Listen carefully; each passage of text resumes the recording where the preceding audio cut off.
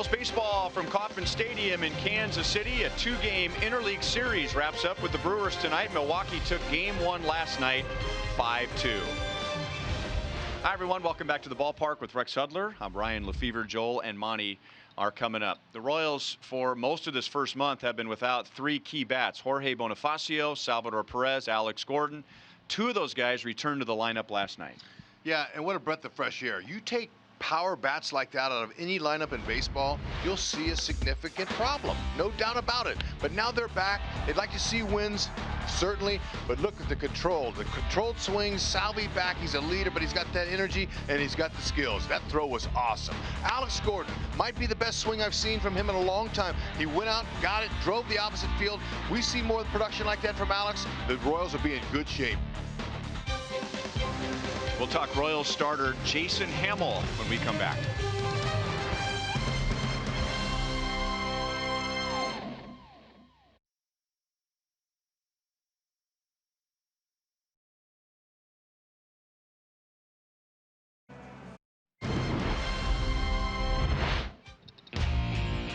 Jason Hammel last time out.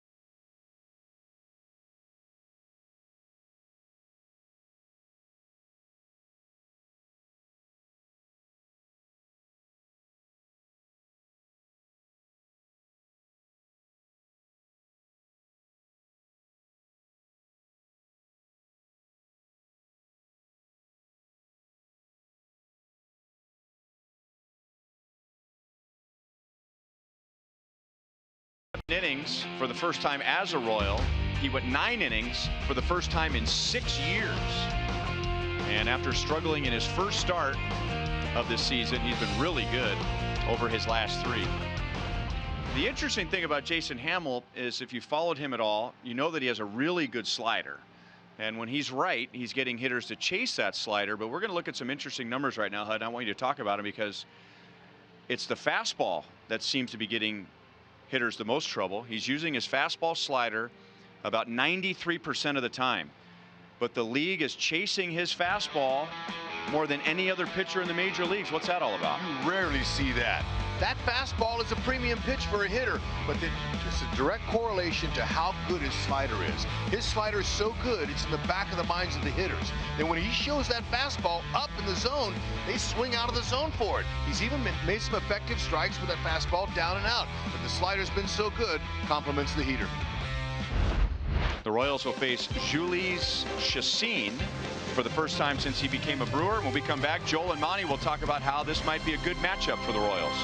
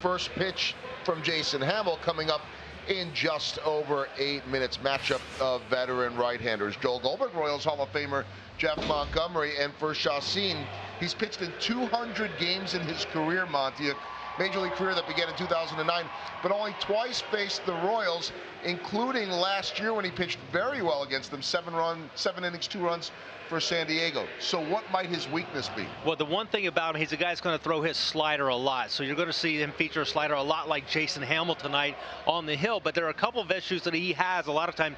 One is against left-handed batters. Has a difficult time putting lefties away. And that's just something when you throw a slider, it's a pitch that is more effective against a righty. So that really makes a lot of sense that he has trouble against the lefties. The other thing is, with 2 strikes, oftentimes you want to be able to expand a strike zone, put guys away.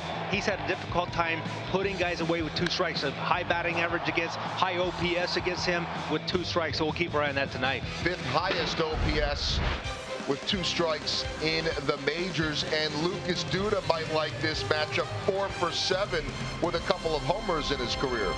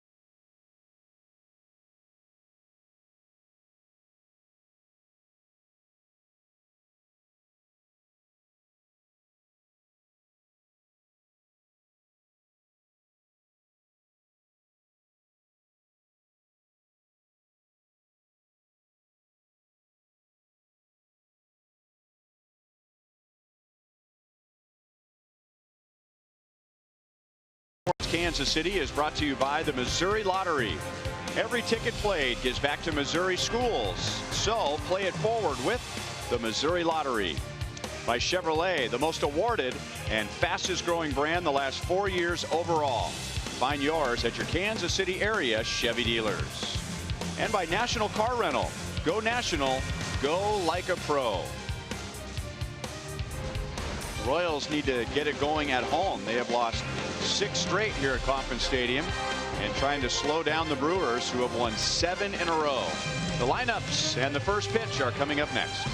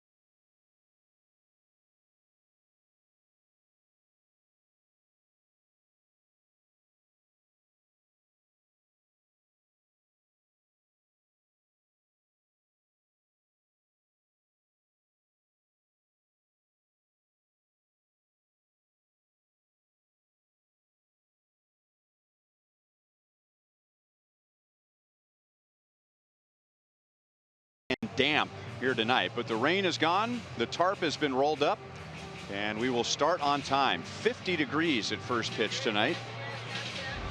And now Salvador Perez and Jason Hamill will try and figure out how to shut down the Milwaukee Brewers, who led the National League last year in home runs, and they hit 2 more last night, accounting for 4 of their 5 runs. But Eric Thames ended up on the disabled list. We saw him roll his left wrist, and he ended up tearing a ligament in that wrist, so he is on the shelf. Jesus Aguilar will be at first base for the Brewers tonight, and facing Jason Hamill, who has allowed HUD just 1 home run and 25 in the 3rd inning so far. And that is a breath of fresh air, and great news for Cal Eldred, the pitching coach, who worked it with his mechanics to where they're flawless. He's really having a fantastic start to his season. His fastball slider combination are lethal right now. He's really locating exactly where he wants. It's not that he's going to blow your doors off. His fastball is going to average 91.5 miles an hour. But the fact he's locating that and setting up the slider, or vice versa, the way they've been swinging misses on a heater, is very good. Forward around the horn, Royals defense. Alex Gordon is back in left field. Man, is he fun to watch play that position. John Jay's doing a nice job in center. Jorge Soler's got a good arm in right. Moustakas, the moose is loose, no question. Esky, Merrifield, Duda, and Salvador Perez. Watching him gun that runner down last night was a thing of beauty. Here's our umpiring crew. And there is Mark Wegner, the crew chief. He is at third base chatting with Mike Moustakas. 20 years as a big league umpire. Jim Reynolds will call the balls and strikes. Mike DeMuro at first base. He's a 2nd generation major league umpire. And Chad Whitson will be the umpire at 2nd base.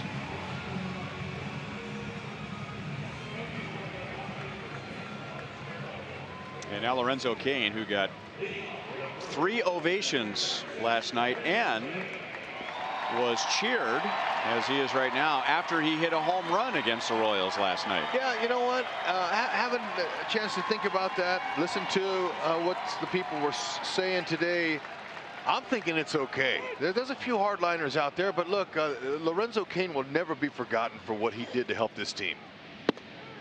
And there's nothing wrong with that, giving him some love.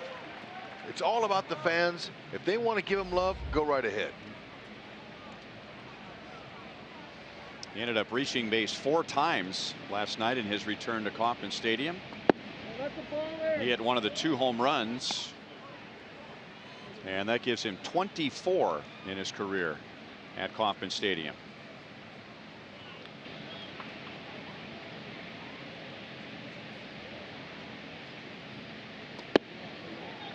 Two and one.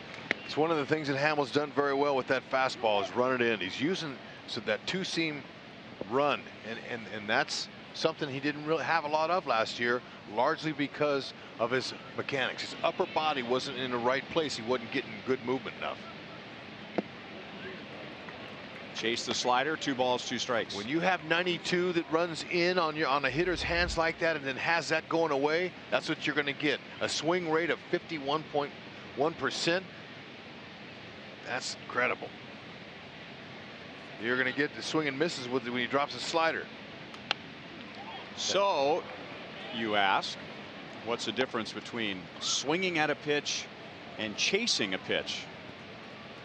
The chase part of it implies that the hitter is swinging at a pitch that is not a strike. He is chasing a pitch that is out of the strike zone, and Hamill has had more success than any other pitcher in the major league so far this year in doing that. So this is a good test for Locaine, who in turn has done a great job of laying off his sliders. Talking to him before the game about that and his ability to lay off, he said, that's the reason I'm not doinking too many Locaine triangles so far this year. I'm laying off the sliders.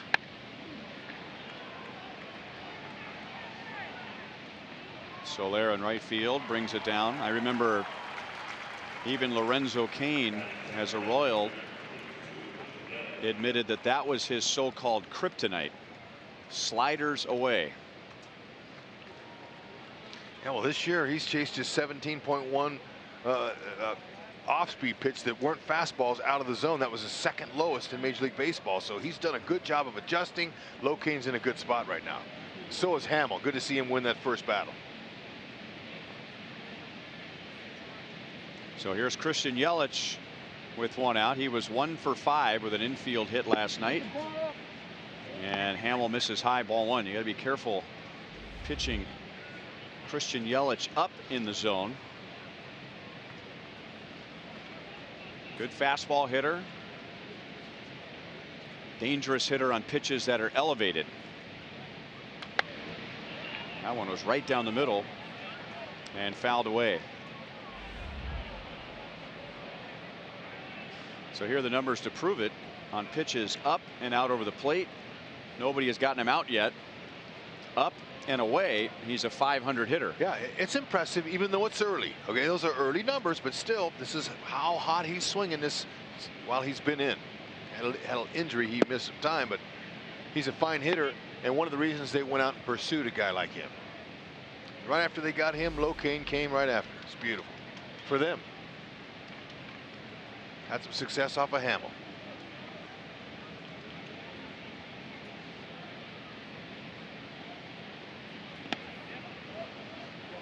Down by his feet. 3 balls and 1 strike. And speaking of success, Hamill's had quite a bit against the Brewers. He is 10-2. That's the most wins for him against any team. 1 more than the Washington Nationals. Hamill last faced the Brewers 2 years ago when he won 15 games for the Cubs. A little bit outside, so it appeared to be a tight strike zone. And Yelich is on with 1 out. A couple of pitches in that sequence that were close but not called strikes by Jim Reynolds.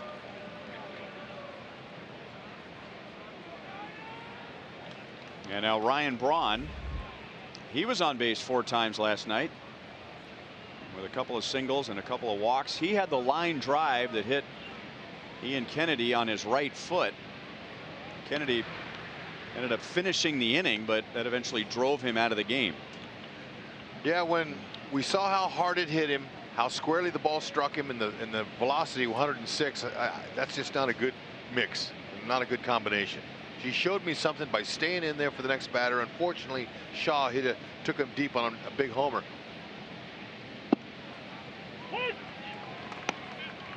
But hopefully he'll be able to make his next start. Yelich, Braun, and Santana in particular have done well against Hamill in the past. So that'd be the 2, 3, and 5 hitters in the lineup tonight.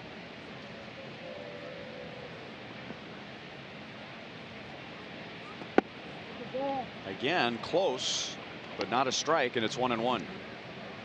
And Salvador Perez turns and asks Jim Reynolds to fix his glove. And then he says, hey, by the way, while you're fixing my glove, let's fix that strike zone. Yeah, I didn't know Jim Reynolds had glove doctor on his resume. That's pretty impressive. I don't think I've ever seen that before. Yelich, he didn't have a steal yet, but he'll run. He ripped off 16 for Miami last year.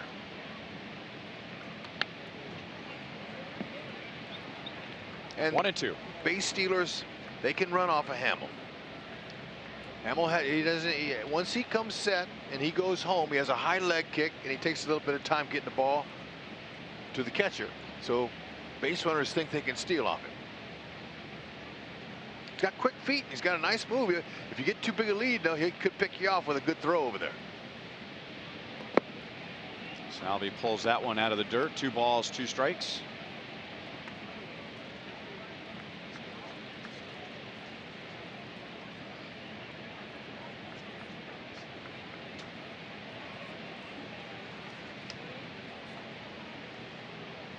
Braun has been the Brewers' designated hitter in both games of this series.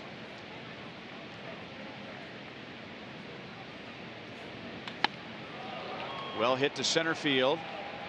John Jay is there. 2 outs.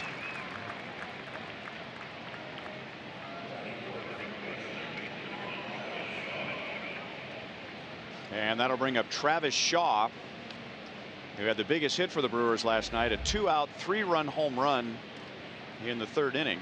It was his 5th and his 3rd home run in the Brewers' last 4 games.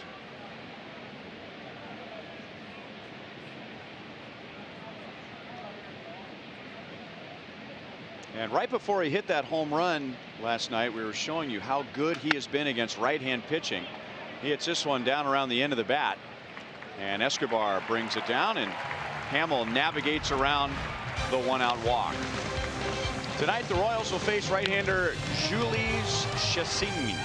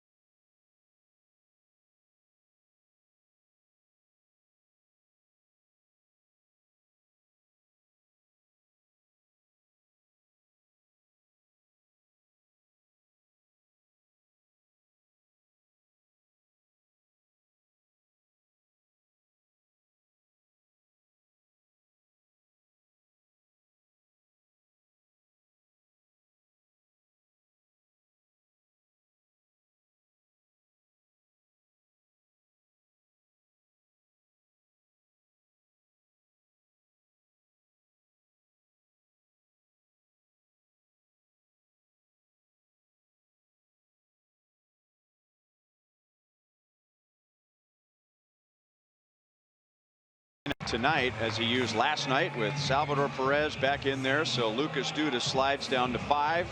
Jorge Soler will bat 6. Alex Gordon, who returned to the lineup last night, will bat 7th, and Cheslor Cuthbert will be a designated hitter for a 2nd straight night.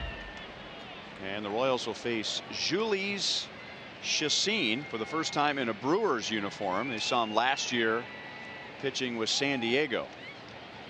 There's a few guys in the lineup that's had some success off him, a few hits, but you can see that the 88-mile-an-hour fastball, that's around his average. Maybe he might go 89, maybe a little 90. Fastball, slider, change, curve, a little bit like Hamill, very similar. You see the movement there? Similar. 2-seamer away and sliders down and in. It's all about catching the ball in an elevated space above the plate. That's for the hitter. Hitter wants that ball elevated. He puts it in play with a little more authority. Hit right to VR at 2nd base, 1 down. Defensively, the Milwaukee Brewers this year, they're good. They're plus 13 in defensive run save. That's 3rd best in Major League Baseball. Yelich, Kane, Santana, they'll chase them down out there. Any mistakes that happen. Shaw, Arcia, Villar, Aguilar, and Pena behind the plate. Very unfortunate what we saw happen last night on a nice hustle diving play in the infield. Just, you know, unfortunately for Thames, he hurt his thumb. Just like you said, Rhino, you know, it could happen, and it did. It's too bad. Witt pops out to RC at shortstop, 2 down, and now Mike Moustakas. Our Kubota power stats. We were showing you the hot zones for Christian Yelich in the top of the 1st inning, and for Mike Moustakas, he's done a good job of covering most of the strike zone. Indeed, but these spots right down here, excuse me, that's where the pitchers like to produce, where they like to put the ball down, you know, out over the plate. Now the down and in for a left-handed power hitter sometimes can be the nitro zone for most lefties, but Moose has not missed down in those spots, especially early in the count. Right to Aguiar, who backhands it, and it's a quick 1-2-3 bottom of the first for Chacin.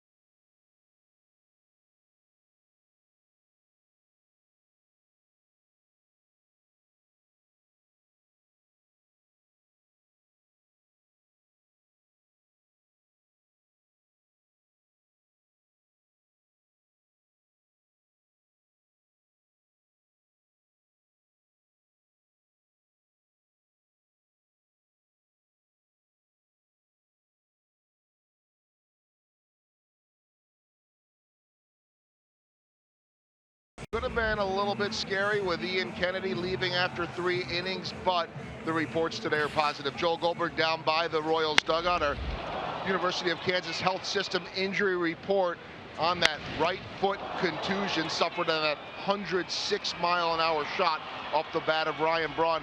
Ian had a walking boot last night, but he told me that he woke up today better than expected. The foot's still swollen and a little sensitive, but he said after treatment today, he was planning on playing catch. I'm going to guess that happened. He said he woke up, the foot was a little bit stiff, walked around, it felt better. He said no one is panicking. It feels like progress because it didn't blow up.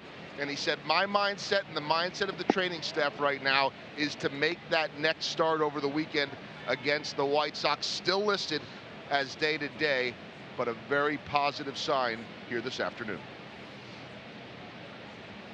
Thank you, Joel. 1-1 on Santana, and as you and I discussed during the game, and Ned Yost brought up after the game, Ian Kennedy brought up after the game, that really in the big picture they're not worried about his foot, they're worried about him changing his mechanics to compensate for the foot and hurt his arm. Yeah, and they've learned from the past. They've learned because other pitchers have talked their managers into letting them stay in the game. And they can ruin their arm in one outing. If he would have stayed in and went on for another 2 or 3 or 4 innings, you know, you compensate. Next thing you know, here comes an owie. So I'm really happy. And for Joel Goldberg, just then, Rhino, that was a good report. That was positive. Not great? No, it was great. I mean, but I'm just saying that's good news. We got for that man too, Ned Yost. He's like, wow, got to be thrilled. Especially another 2 inches higher on his foot would have hit him in the ankle flush and he would have been done. Or his shin. Oh yeah.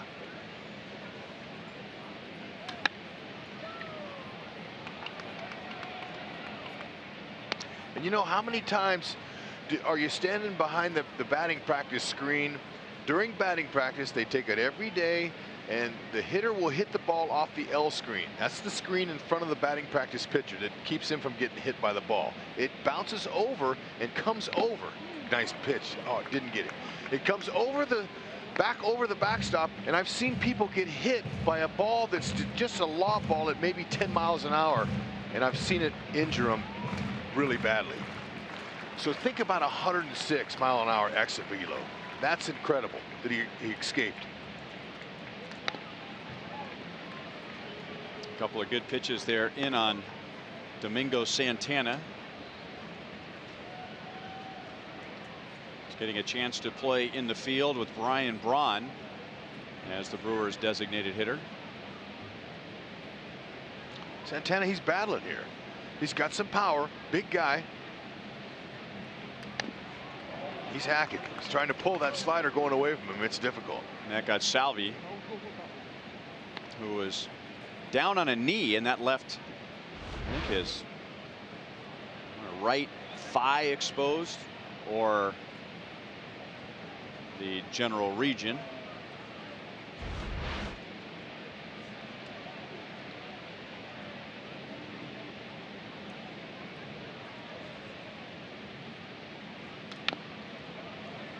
Tied him up again.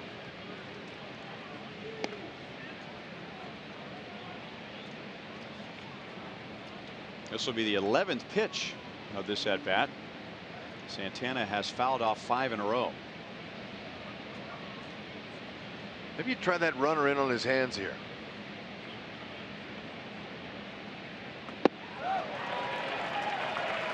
Just enough sink to disappear underneath Santana's bat. So Hamill wins the long battle. Yeah, he did. Hey, you know, I'm thinking because he's been trying to hook and pull all those sliders, and if you get throw him something that's running in, look at that nice little 3 or 4 inch run on that, perfectly located. He missed it over the top. It's Hamill time. It has been Hamill time. And now Jesus Aguilar.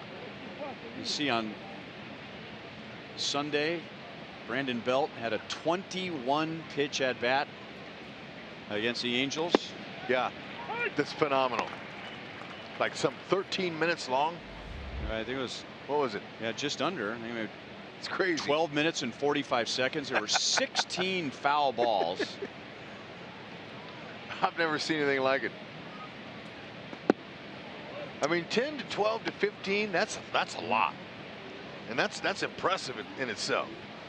He's facing a young guy for the Angels, Jaime Barria, who is making just his second major league appearance. And since they've been keeping track of pitches thrown, that's the longest in history. 2 balls and 1 strike.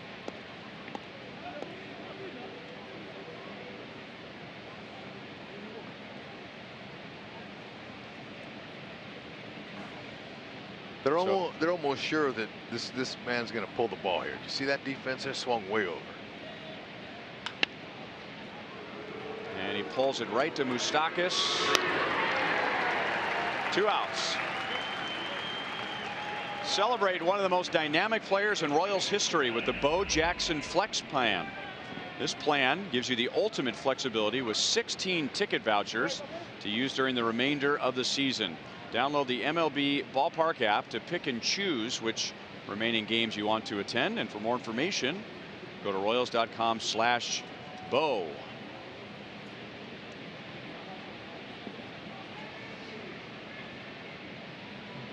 Two down, and now Manny Pena.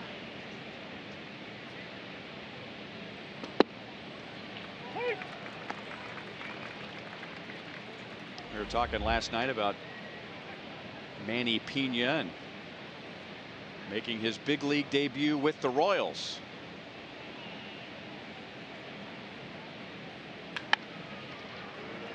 Another ground ball to Moustakas. Hamill's got a couple of scoreless innings. Salvador Perez, who homered in his second at bat last night, will lead off the bottom of the second inning.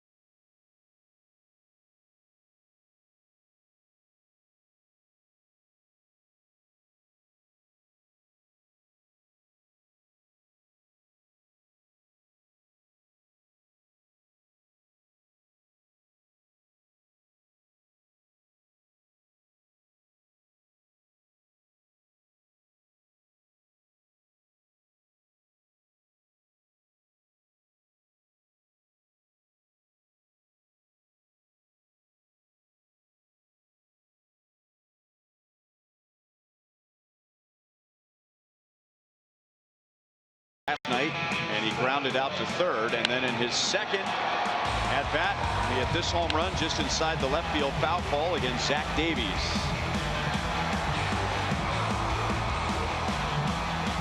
Salvi had a career high 27 last year.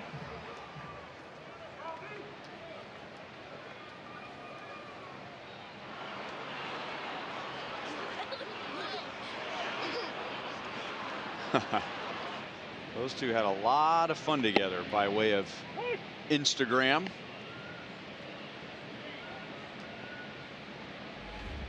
Yeah, but you know, watching him load up his hips and stay short with his swing to develop that power was nice. Just like that, just kind of got a little bit too much of it.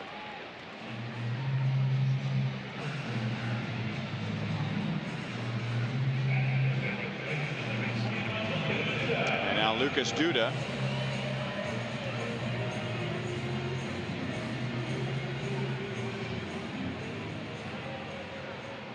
Lucas was 1 for 3 with a walk last night.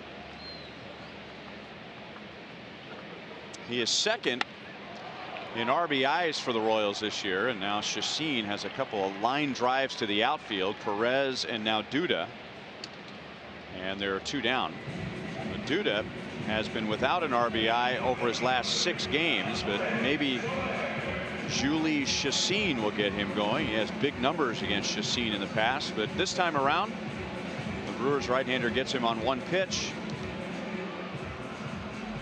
And now Jorge Soler. Chacin has 5 outs on 9 pitches. He has yet to throw a pitch out of the strike zone. Yeah, interesting. As you know, the scouting report the Royals have their offense on him. You see that many first early swings in the counts, you know exactly what their hitting coach has been talking about. Get him early, get the straight one, get the fastball. He's going to give you something good to hit. It's not overpowering, barely 90.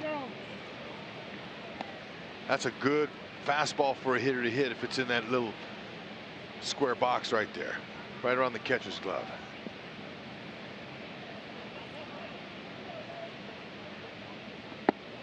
We were talking last night about Jorge Soler and piling up the walks, among the league leaders in on-base percentage. 11th in the American League, 6th in pitches per plate appearance. And it seemed like every time he got in the box last night, it was 3 and 2. And I think there he decided he was going to swing no matter what Chacin threw up there. That pitch was way outside. 2 balls, 2 strikes. Maybe guessing.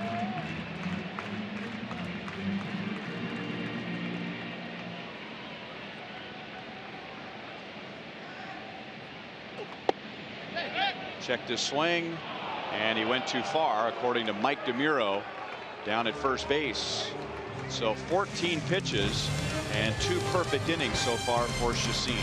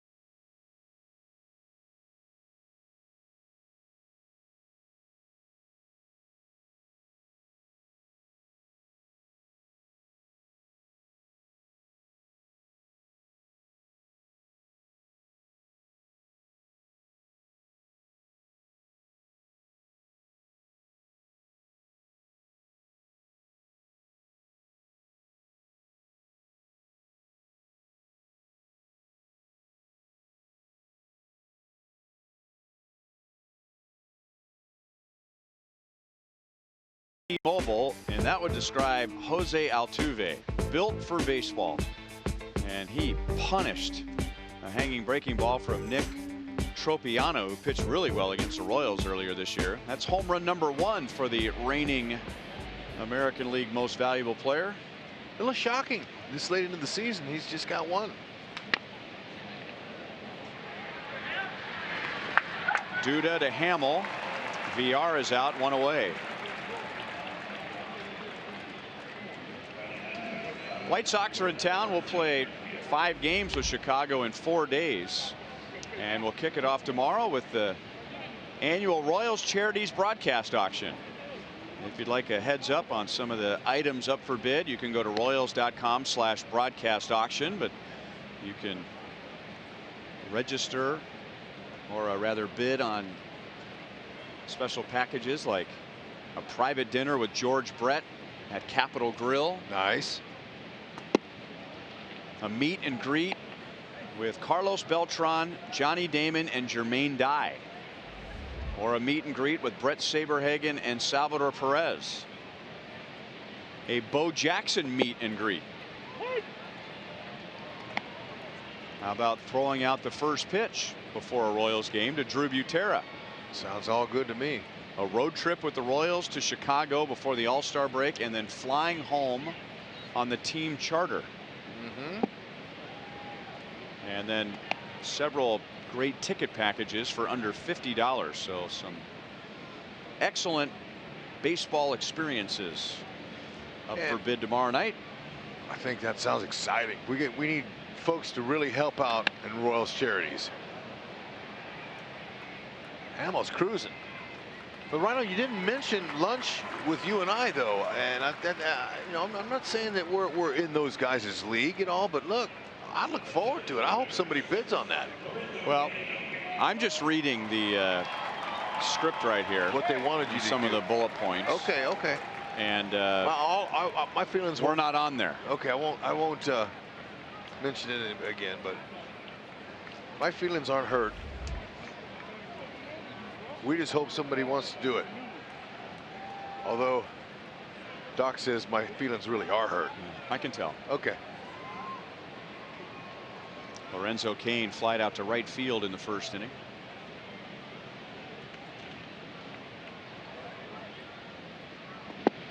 No balls, 1 strike. See now. So this is it. This is that's why my script. That's why my feelings are a little bit hurt, is we didn't even make the list. No. Now rumor has it that lunch with us is going to be at McCormick and Schmick's. Right? That's right. And that will be a mutually agreed upon date? Yep. Okay.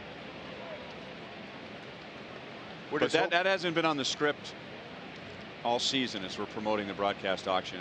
I think they just want to promote the items that they think are going to make some money. Okay. Ricocheted off of Hamill. The Royals get an out of it. 1-6-3. Nick Kenny comes running out of the Royals dugout, but Hamill is on his feet and smiling. Man.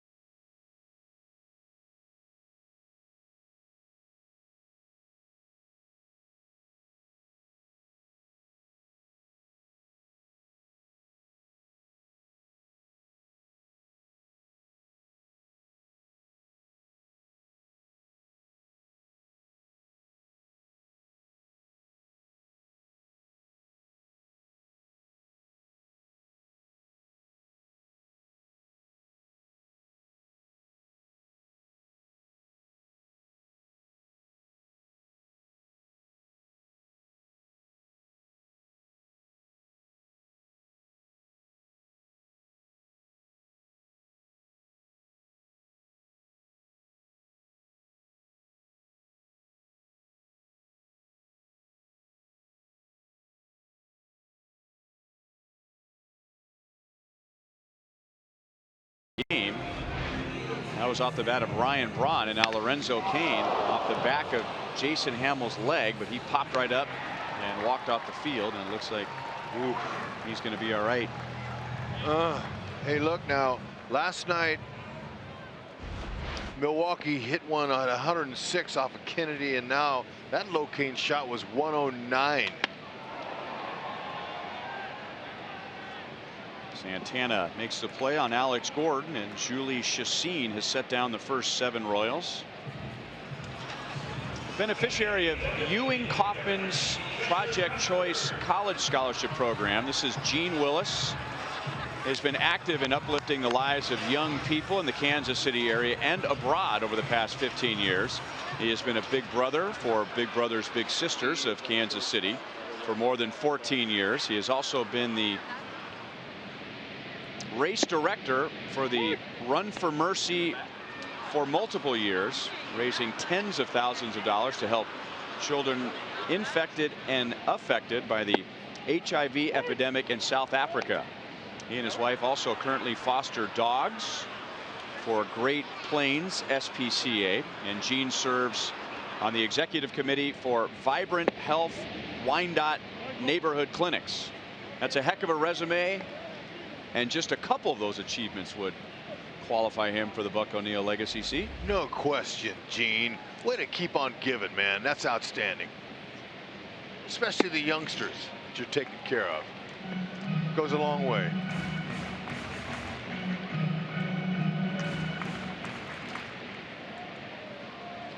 Sachin, I was going to say, Ryan, excuse me, he's got a nice little snappy slider. It's quick breaker. Well, that didn't quite hit the target, but it was still in the strike zone. And now he's set down the first 8. And that one rolled a little bit. It looked to me like that was a curveball or maybe a backup slider that didn't do a whole lot. But the previous sliders to Cuthbert in that at bat were really sharp. A little backup action.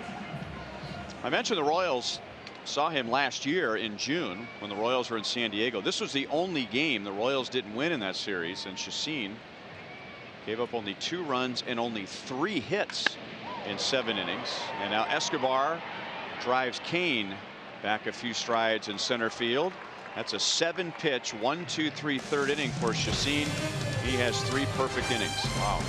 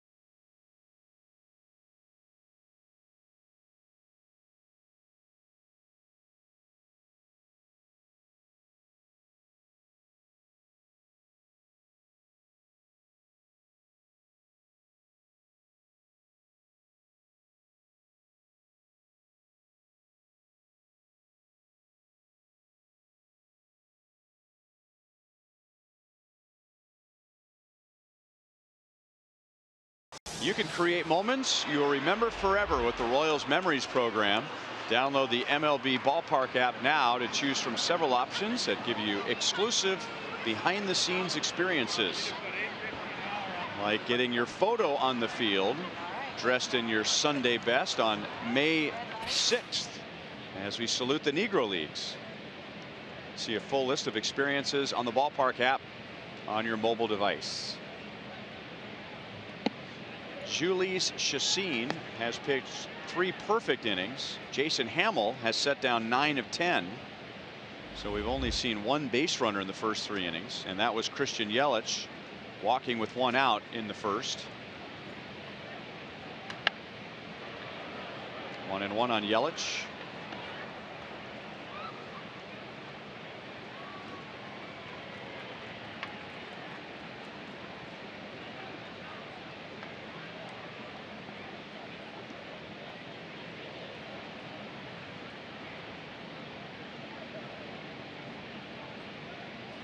Salvi gives the right side of the infield a heads up with that slider coming in down and in.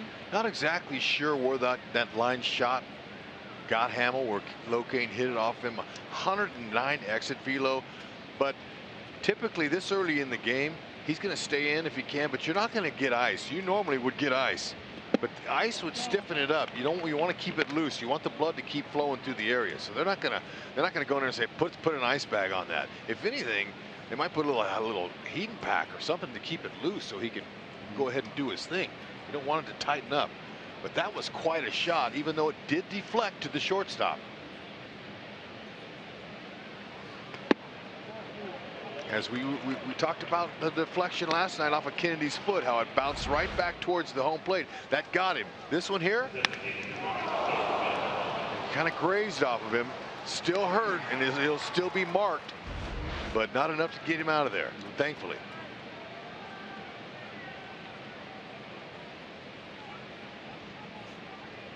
Hamill may have thought he got squeezed a bit.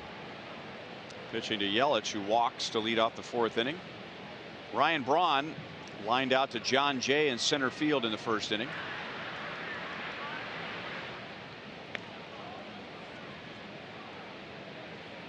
I told you about Yelich stealing 16 bases last year for the Marlins. He is 0 for 1 so far this year. So far, though, look at, he's got a nice lead. He's not afraid to get out there. Ooh, watch out. Better be careful. He went. He sure did. Yep, Yes, he did. They appeal down to Mike DeMuro, who said that Braun did not pull the bat back. Watch out on squaring around on inside heat of those fingers. Ooh, those fingers, that right hand. He didn't have them behind the bat, and that's real dangerous. That could put you on some ice there for sure. But, you know, talking about the steals, base stealers have been successful off of Hamill. That's a fair ball. Moustakas goes to second, and it's off of Merrifield's glove. Ryan Braun is a power hitter who can run, and Moustakas, I think, recognized right away that his only chance for an out was second base. Yeah, and Yelich, he certainly is no sloth running either. Watch how quickly he gets to the base, and now that wouldn't have beat him anyway. Good try. Whitley became a first baseman, did all he could. Yelich didn't mean to get his cleat on him.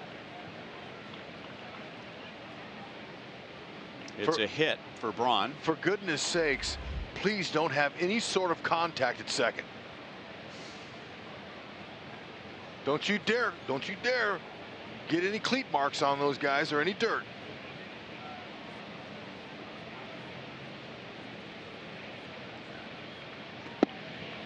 Change up for a strike.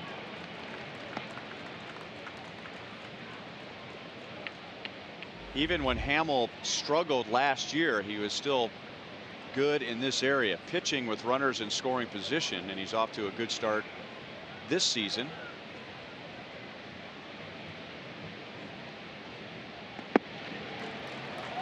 Oh, and 2. Did I sense some sarcasm there, Hud? There was a little sarcasm, and baseball is laced with sarcasm. So yes, I mean, you know, it's tough when you play in an era where base runners came after you to break up the double play, so that you would get it and keep the extra out and a chance to knock in another run. That is on a 0-2 pitch. Down into the right field corner. Good speed on the bases. Yelich scores, but Braun is held at third. Soler did a good job of getting it back to the infield. And Travis Shaw, who drove in 3 last night, gives the Brewers a 1-0 lead. Our Mo Lottery replay will show you Shaw on a pretty tough pitch there. That 87 down and in. He was able to turn on it. Got it by Duda just barely. Good job by Soler getting it in, or else they would have sent Braun. Look where the third base coach is, all the way about 10 feet from home plate.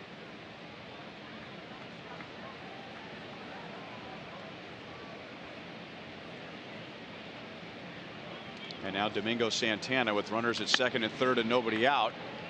And that'll get a run home. Soler dropped the ball.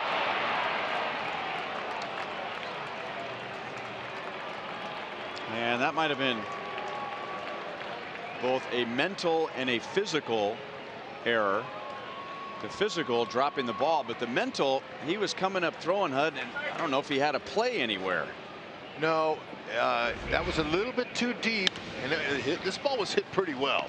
He's going back a step. Now he's trying to get back of it, and he just whiffed it in the fingers. Right off the end. He couldn't quite keep his glove open long enough, and that was unfortunate for Hamill. So it's a sacrifice fly, air 9, and an RBI for Santana. So 2-0 Milwaukee, and now first and third, nobody out. And a slider's in for a strike to Aguilar.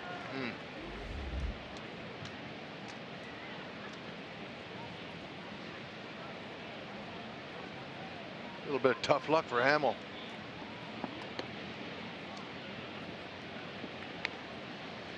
I don't know, maybe he had a chance to try and get Shaw at third base, but I don't think so. And you know, the new lights this year, the LED lights, they're a lot brighter than the ones in the past here.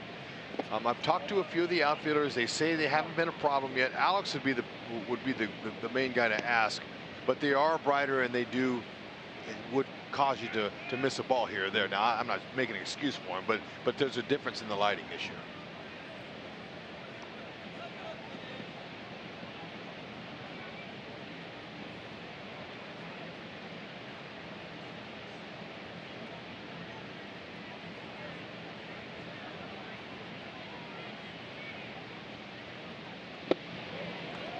One and two on Aguilar. He wants to know if he swung at a strike.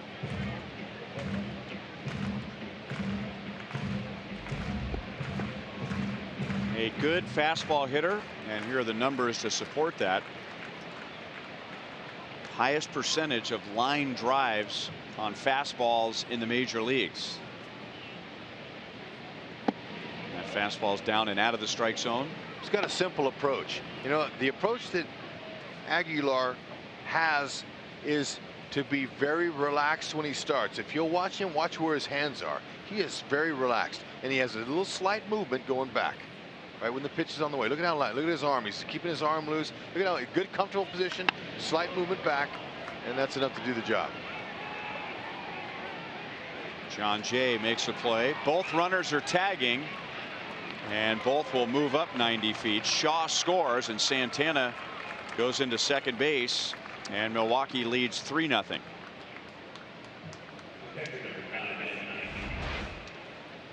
Two-seamer that's in the top part of the zone. We just showed you he loves the fastball. It was in a little bit, didn't quite barrel it, but did the job. Was able to knock in a sacrifice fly, and also some nice base running, tagging up at first base, going to second.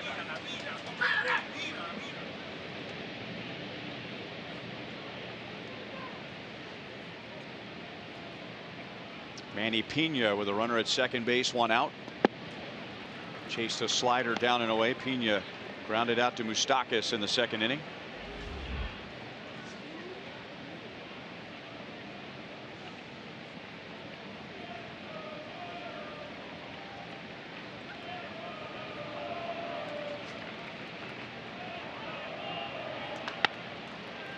And this one's off of Moustakas' glove. Tried to glove it on a backhand. Tough play with a short hop. And that is ruled a base hit. And Pena is 1 for 2. And runners at first and third with one out.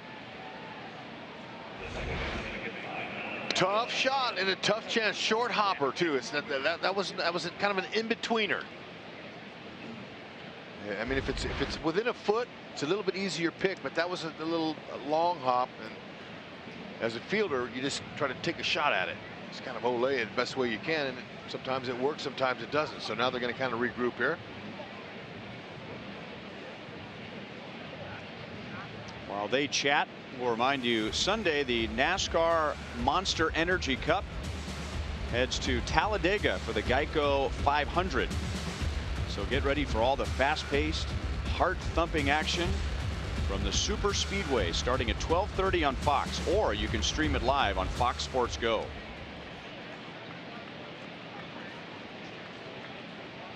Infield is in for the Royals, and VR chops it out to Merrifield. And on the contact play, Santana got a good jump. So the play is to first, and VR gets an RBI to make it 4-0 Brewers. The manager council, he'll send the signal over to the third base coach as he wants to go on contact. There it was, a chopper. Santana getting another good read on the bases. His tag up from first base to second base on that Aguilar sac fly to home was really nice. And then now he's able to score, get that run on a little good jump from third. It's heads up.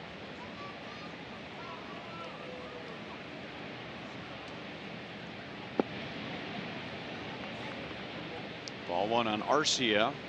All this started with a leadoff walk, then an infield single, then the Shaw RBI double, then a ball dropped in right field by Soler, another sac fly, another infield single, and the RBI ground out for VR.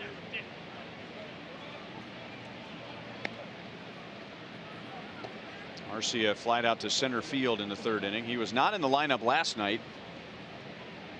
He rolled his ankle a few days ago, but this is one of the best young shortstops, up and comers in the National League.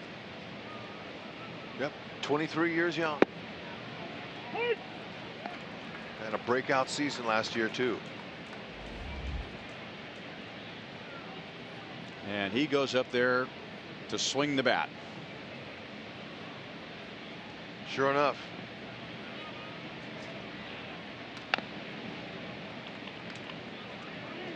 2-2. You might remember his older brother Oswaldo Arcia, outfielder for the Minnesota Twins. Yeah, he was strictly a power hitter, all or nothing swinger. This kid here, he's athletic. He can swing, but he's going to go more, stay in the middle of the field. Got a little pop.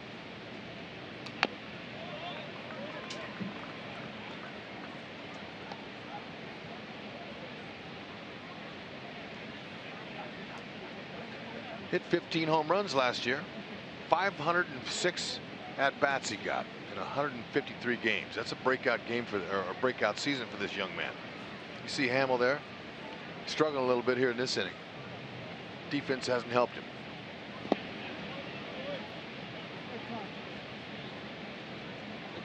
Three and two.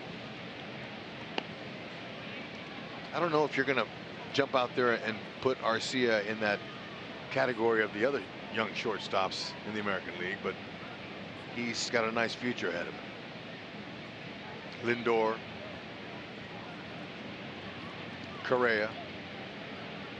Excuse me. Gosh, what am I thinking? They're National League. How about some of the other shortstops in baseball? There you go. Oh. The Brewers bat 8 and they score 4.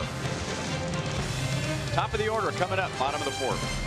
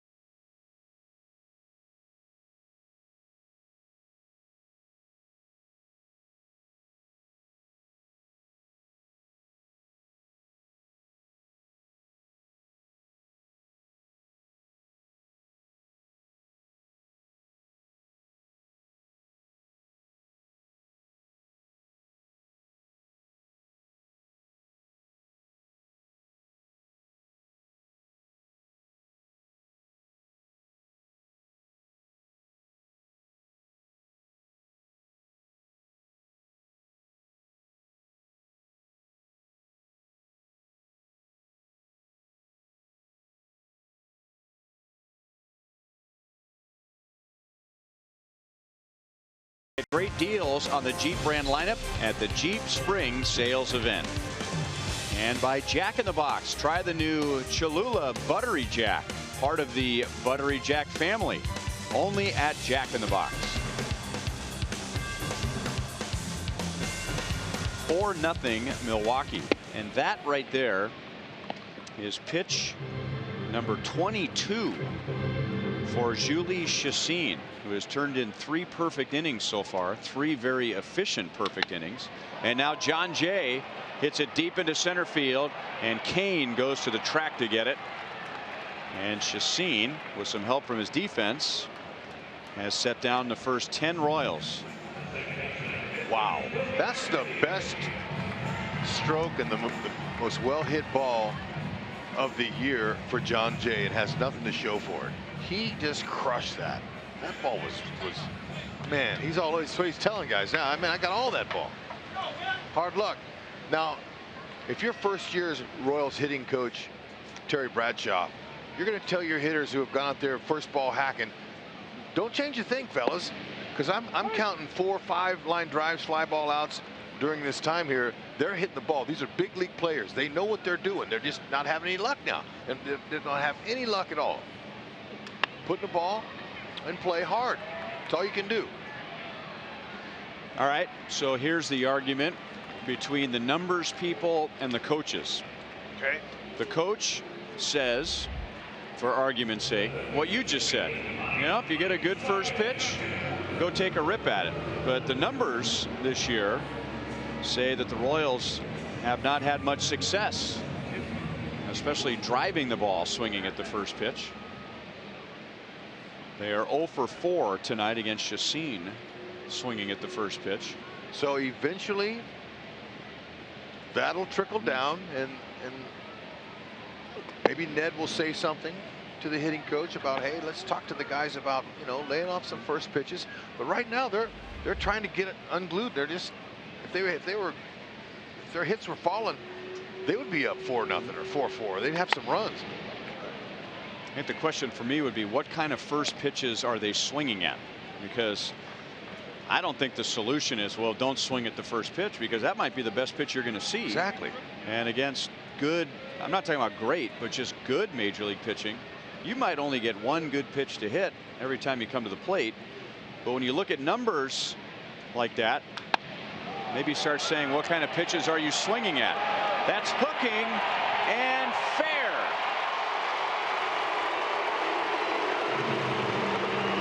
Home run number 7 for Mike Moustakas to put the Royals on the board in the bottom of the 4th.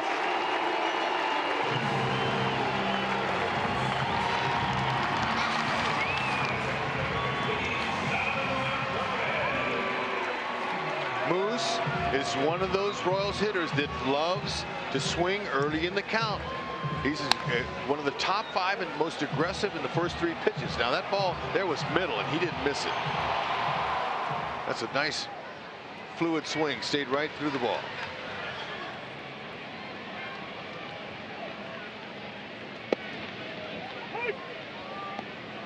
Oh, and 1 on Salvi. He lined out to left in the 2nd inning. What hitters can't stand is going up there, taking strike 1 with fastball down the middle, maybe fouling off a tough one. Now they're 0-2 and they miss the pitch they want. And then they'll go back in there and they'll say, man, that fastball is early. I mean, it's good. Get it early. And then they go up there with that thought. It's a thought process.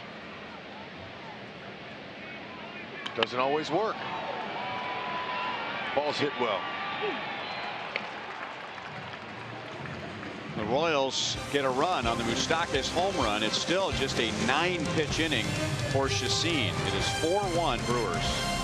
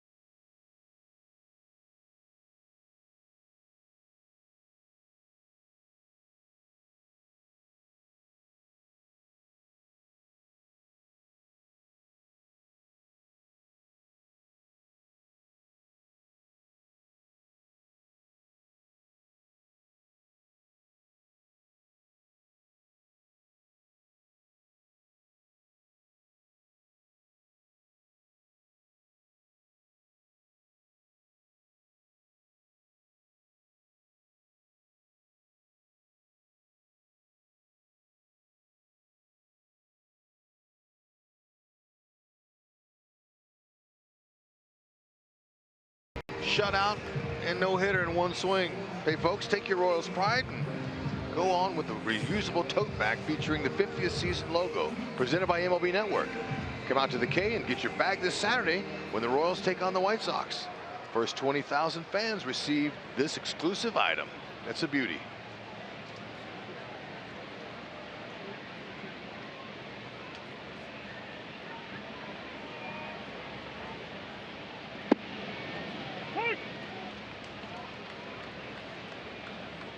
Lorenzo Cain is flied to right, and then he hit a line drive off of Hamill in the third inning that ricocheted over to Escobar, and Escobar threw Cain out.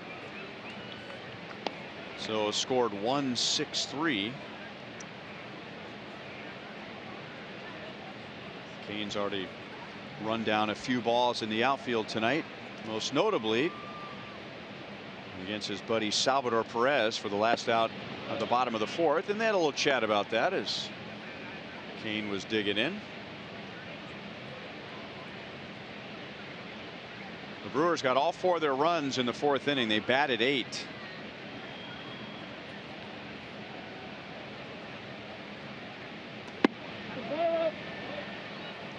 Didn't have to be. That's a good spot. Hamill's had a little long look there. He wanted that. Cain's a lot different hitter than we've seen in the past. Putting him in the leadoff spot and told him, hey, look, I'm not going to swing at any of those sliders anymore. I'm going to start being a little more selective. That ball took part of the zone, though. One down in the fifth inning. That's a good pitch there. That was an effective strike up and out of the zone.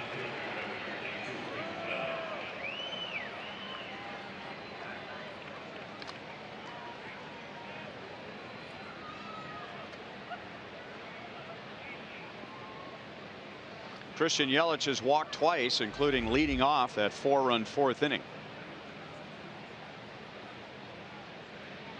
The first 4 Brewers reached in that inning, and all 4 came around to score 1 after a dropped fly ball by Soler in right field. So the 4 runs that Hamill allowed in that inning, 3 were earned.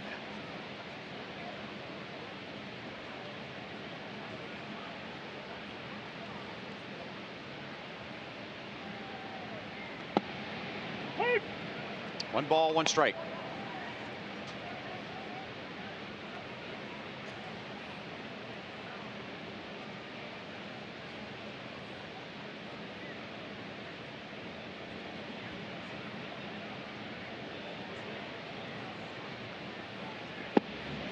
Two and one. Hamill begins his 3rd time through the order against the Brewers tonight.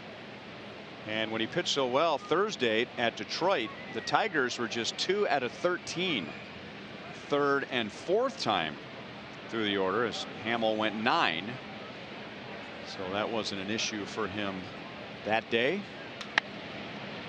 And now routine fly ball to left field. 2 outs.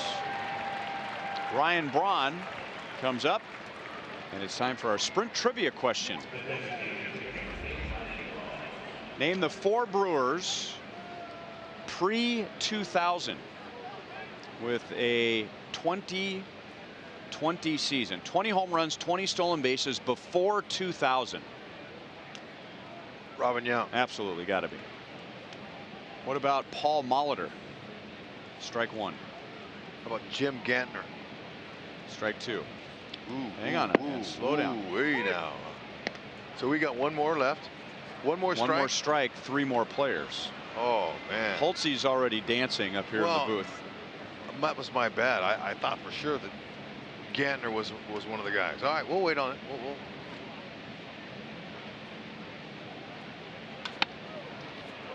Braun hits it into left center field. That's his 2nd hit.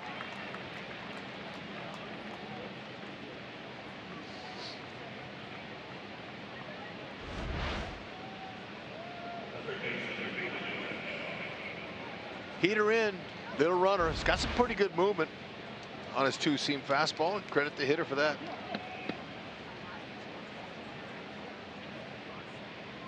We've had some good players in their history there. Now it has to be pre-2000 because Ryan Braun has been a power speed combination. Yeah. He's done it 4 times. He's had 4 2020 seasons. No question.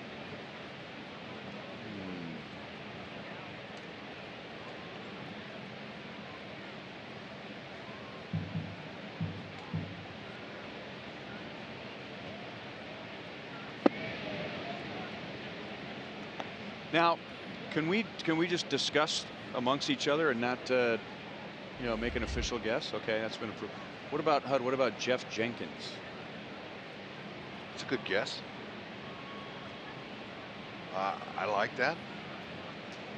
It's not an official guess. No. We're conversing. We're what? We're conversing. There we go. Or commercing. Yeah. And it's time for a commercial.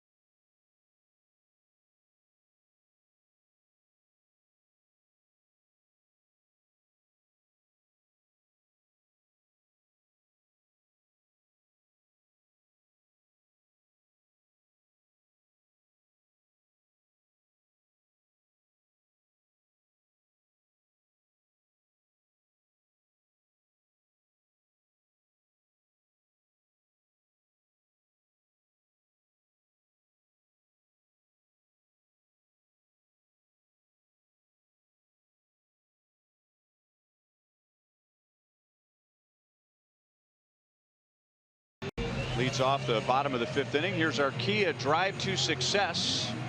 And Lucas Duda is 0 for 1 tonight against Chacin, but he lined out to right. Coming into tonight, 4 out of 8, 3 extra base hits, including 2 home runs and 4 walks. And that was just the 31st pitch for Chacin in 4 innings, plus 1 batter. That's incredible.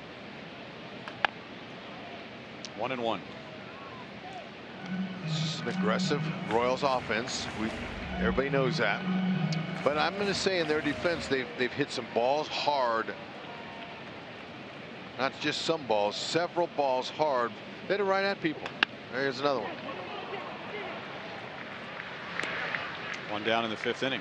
And that happens, you know, that's baseball.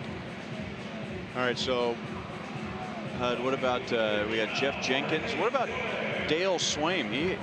Dale Swaim was really fast, and he broke his leg playing for the Brewers. But he was a switch hitting, excellent athlete, and I know he hit more than 20 home runs for the Brewers. There's I think you should go with it. We only have one left. We have one more strike. Jim Gantner, HUD? No. Okay, look. I'm going to whip once in a while. You can't hold that against me. I'm up trying. Gantner had his career high in home runs, I think, was just 15.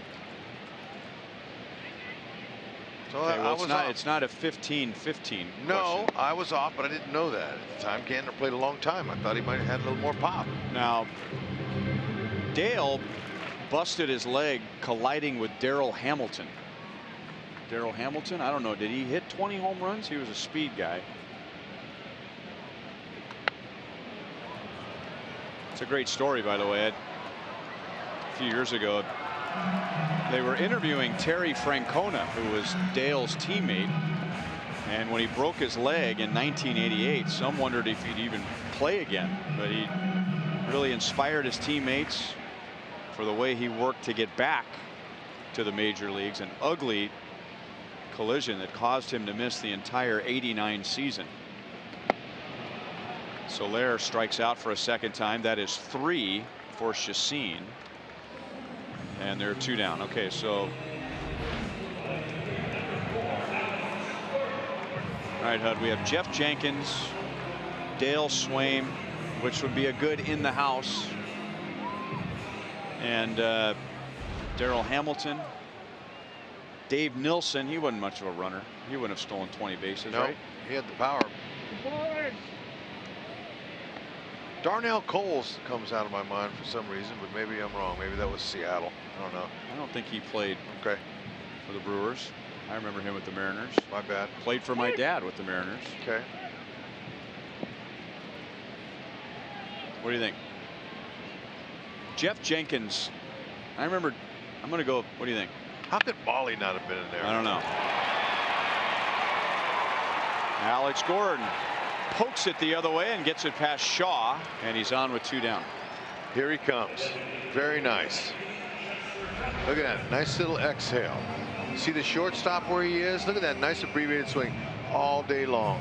Keep it up, Alex. That is fantastic. Look at that. Just tap it over there. If they're playing him in on the grass like that, there's no one going to throw him out, even if they do get to it to their left or right. Get that average up.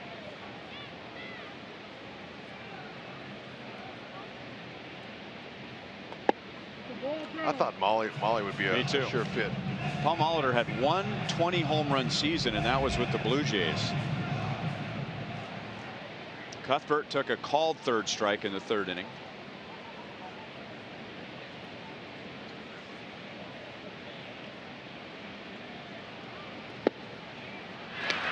Alex is back in time. I'm thinking the Truck's feeling pretty good about themselves right now, and they can get on the board. What do you think? Jeff Jenkins, Dale Swaim, or Darrell Hamilton? They need to get on the board. Let's let them have this one. Jenkins is Jeff played a long Jenkins. time. Let's go with that. No. Strike 3. We don't want to use one of our challenges here, do we? I mean, we still got to get 3 more guys. No. Yeah. No. Let them have it. Truck wins. Okay. Good job. Congratulations, fellas. You're on the board. One of them, I hear, is a former teammate of yours. Grip. Oh, man, I wouldn't have known that. We call Marquise Grissom Grip. G-R-I-P. Tommy Harper was a coach for the Expos, too.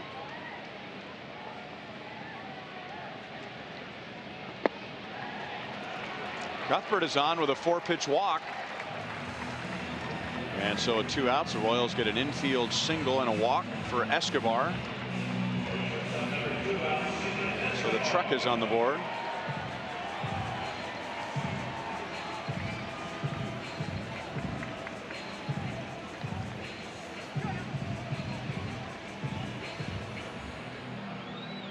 And now Chacin hits Escobar, who flied out to center field. You know, that was a tough question.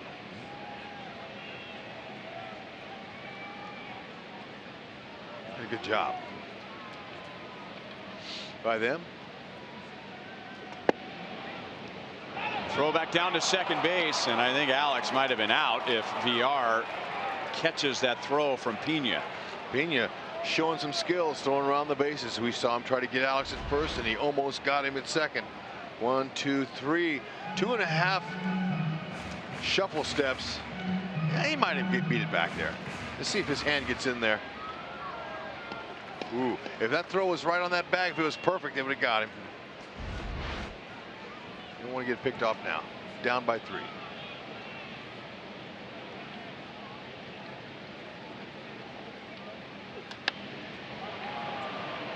Shallow right field. A long run for Santana, and he gets to it. And the Royals strand 2 in the bottom of the 5th.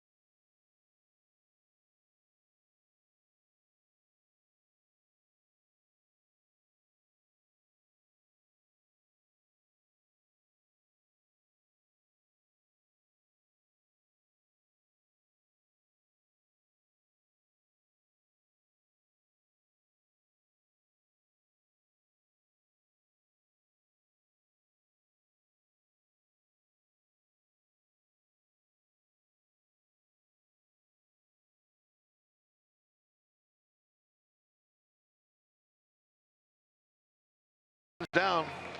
Parents, sign your kids up for Slugger's Blue Crew and get your little ones geared up for baseball this season. Membership includes a Blue Crew jersey, flat bill snapback cap, drawstring bag, 2 compression sleeves, and 2 home game tickets vouchers, and much more. Membership is just $30. Sign up now at royals.com/Blue Crew.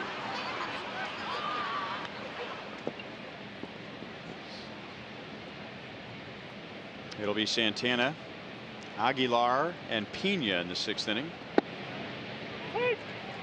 Sliders in for a strike. Santana picked up an RBI on a sac fly in the 4th, but he reached when Soler dropped the fly ball, so his run was unearned.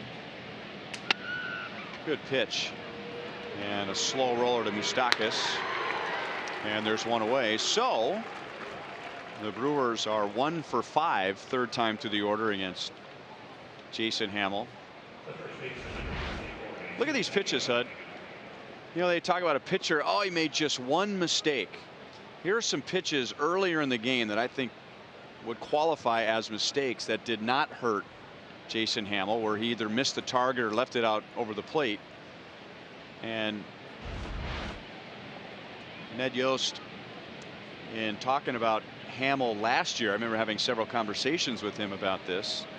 And even this year, there's a strike on Aguilar, is that he felt like Hammel didn't make a tremendous amount of mistakes 3rd time to the order, but he didn't get away with very many mistakes 3rd time to the order. And you know, the reason we just showed you those pitches is because those 4 pitches are just a few examples of what happens to every pitcher every night. A foul ball or a routine out, and you don't even think about it because nothing big happened, but they are, quote, mistake pitches. Yeah, that's a good point. And you're exactly right. That's why pitching coaches always talk to their pitchers about throwing strikes. The hitters will get themselves out sometimes, and sometimes they won't. But I don't remember Hammel, his 2-seam fastball, moving like this last year. We're seeing, I don't know if it's the new yellow trail that we're seeing, but I'm seeing a lot of extra movement on his 2-seamer. And a hitter will see it out of the release point, and then by the time it crosses the plate, it hits off the end of his bat or a jam shot. So there is something to movement. But you're right about that. Those are, if those hit out of the park, we're saying, oh, it's a little meaty. It's right in the middle. Right, but if they foul it away or hit a routine fly ball, we don't say anything about it being a mistake pitch, but technically it's a mistake pitch. It's one of the many things and many reasons why the game is so great. Witt runs down a line drive for the 2nd out. There you go. Aguilar is a little bit confused that they caught that. How could they catch that? He's saying, going back to the dugout now. He went down and got it. That was a great pitch, and he barreled it. And then right there, he's saying, no way. That's a shift. Shift got him. And there's a rare moment, really, where you see a pitcher that liked to shift.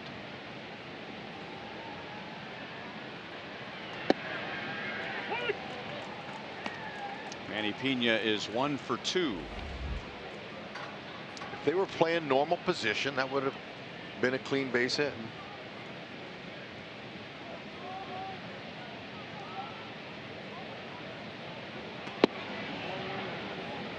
One and one on Pena.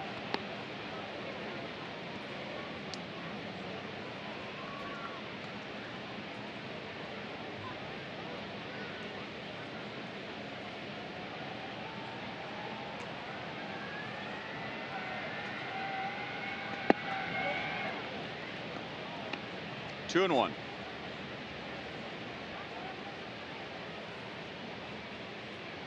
Ned also likes to point out that even the best pitchers in the game typically have a spike in opponent's batting average 3rd time through the order. But I think what was unique for Hammel last year, and I agree with Ned too, I mean, unless you're talking about Clayton Kershaw or Madison Bumgarner or Max Scherzer, I mean, most guys are going to get hit 3rd time through. They're wearing down. The hitters have seen them a couple of times. But I think, you know, what was unique for Hammel is that he had a lot of really good outings, potentially good outings, just ruined third time through the order. Yeah. I mean, it just poured. It poured runs. Moustakas gets to it before it goes foul and throws out Pena. Wow, that was a tester for Moose, but a great pick by Lucas Duda.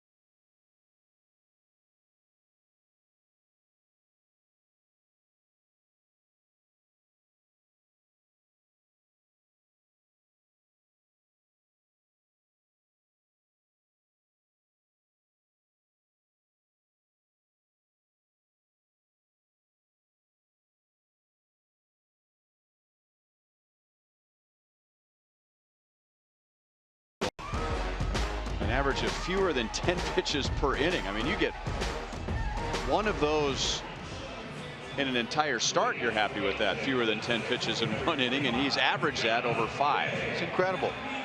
And you know, there's a little bit of luck mixed involved with that, but you know, the Royals, they had a plan early to come out early on him and swing at first pitch strikes, and they got him, and they're still doing it. Just not having any luck there. Lining out the ball.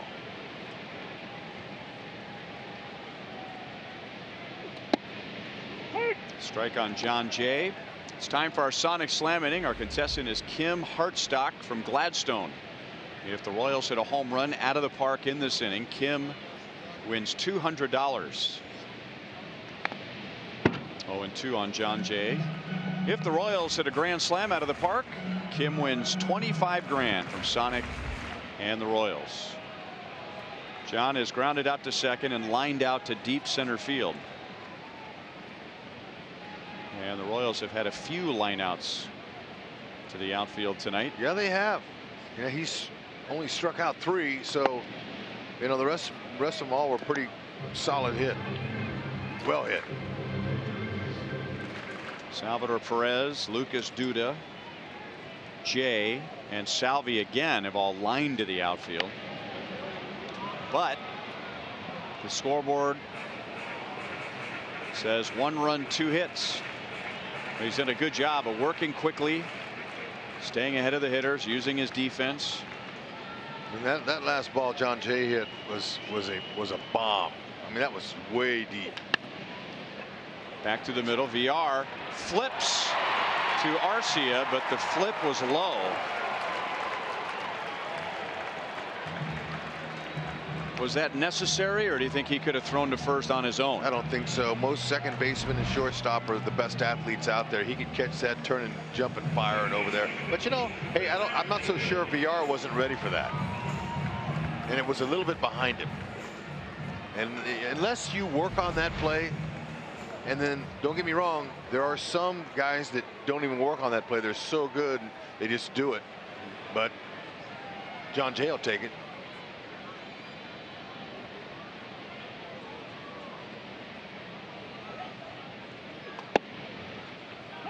Whit Merrifield is popped to short and flied out to right.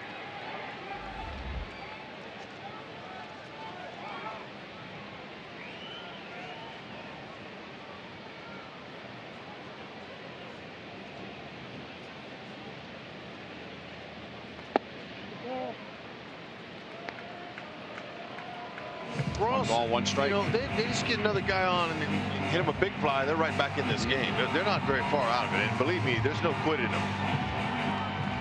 No quit in the fans either.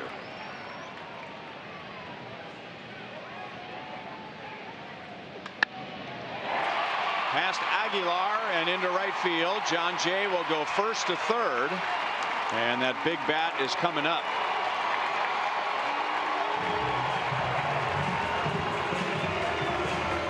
Nicely done. Looked to me like Whitley wanted to do that. Two-seamer running in. Watch how it runs. It's in the middle of the plate, but he had the idea. I'm going to shorten up, keep my hands inside the ball, and shoot it to that side. Obviously, in order to do that, he could have pulled that had he wanted to, but he's thinking, hey, shorten up, do the little things. That's exactly what the Royals offense needs to do to get their RISP up. Their runners in scoring position average has got to come up. They've got to do the little things. They've got to not swing for the fences and keep finding holes like that. That was a nice swing. In the 4th inning, Mike Moustakas turned in our Dodge drive of the game. Oh, that was a beauty. Moose is locked. He's been locked in since he joined the team the 2nd week in spring training. And Moose typically has great spring trainings. He's always had them, but it hasn't always transferred into the season like it has this year for sure. He is 1 for 2, and that out was a line out to first. So he's had 2 good swings against Chacin. This time he tried to go the other way.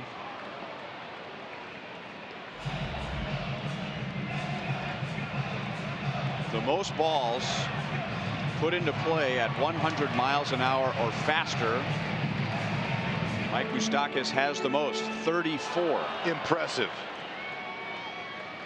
And just to show you tonight, the 2 he's shot out there, 108 and 100, he's on it.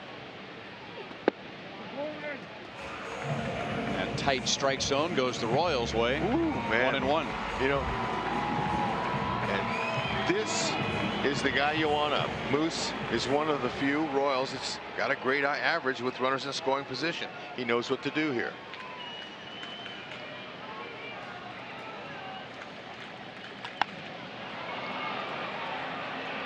Santana coming in. Jay tags and holds. And his throw was on line. And Chacin gets a big first out.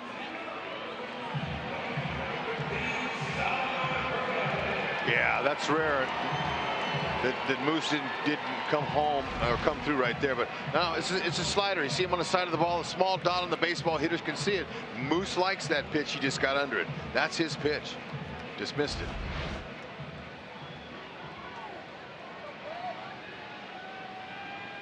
Salvi's a bad luck 0 for 2. He is line to left and line to center.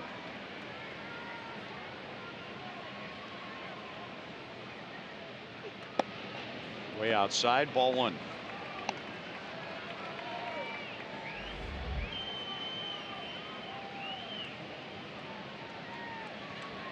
The Royals really had no runners in the first 4 innings. Moustakas homered, but he was never a base runner. And now they have 4 in the last 2 innings. 1 ball, 1 strike. So Chacin really didn't deal with a single base runner on until 2 outs in the 5th inning. Royals stranded 2, and now 2 on to begin the 6th. Dan Jennings, who appeared in the game last night, is warming up with Lucas Duda on deck.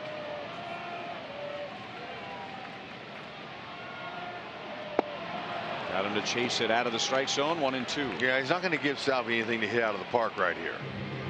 Salvi needs to tell himself that. He's a little bit anxious. Look at, he's shaking his head saying, I don't know what I'm trying to pull that pitch for. Now we've seen Salvi When he looks middle away, he can shoot that ball to the right center field gap. He can hit that way when he wants to. But right now he's in a little bit of pull mode, and Manny Pena knows that. See, more fingers means breaking ball.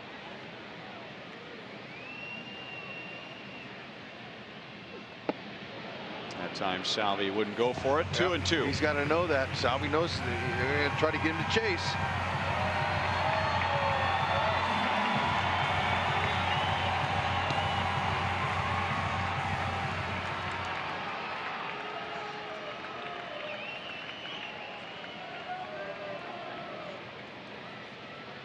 There goes Witt, and the pitch is down and in, no throw, and now Salvi has 2 in scoring position.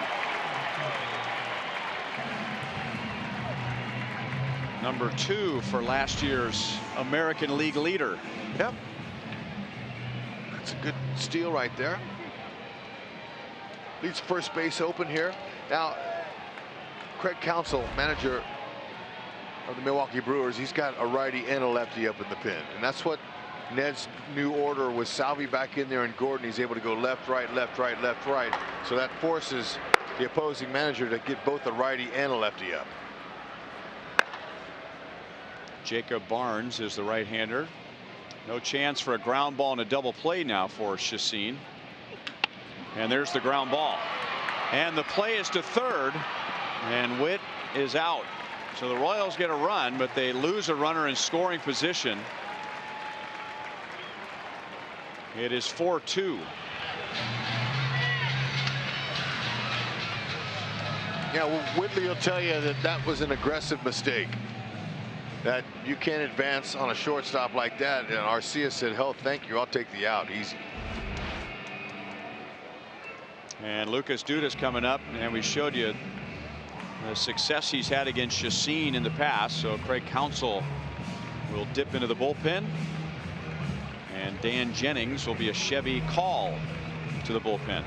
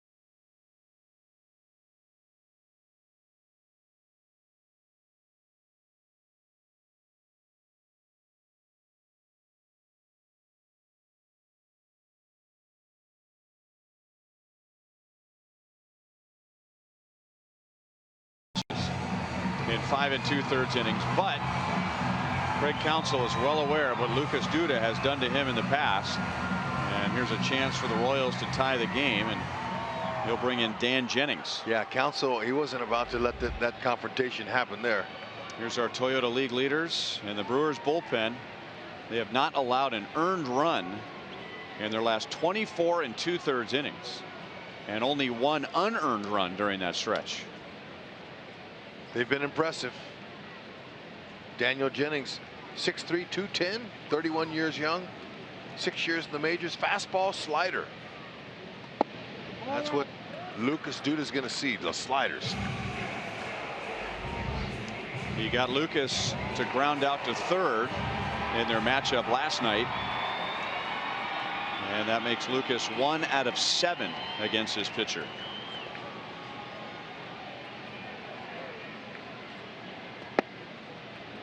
2-0.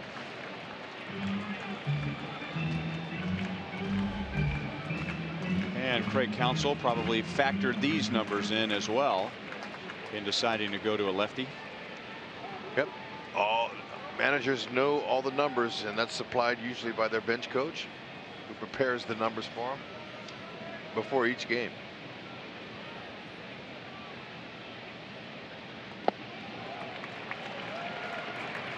It's interesting when something unexpected happens with a Royals pitcher, and maybe Ned has to go to the bullpen really early.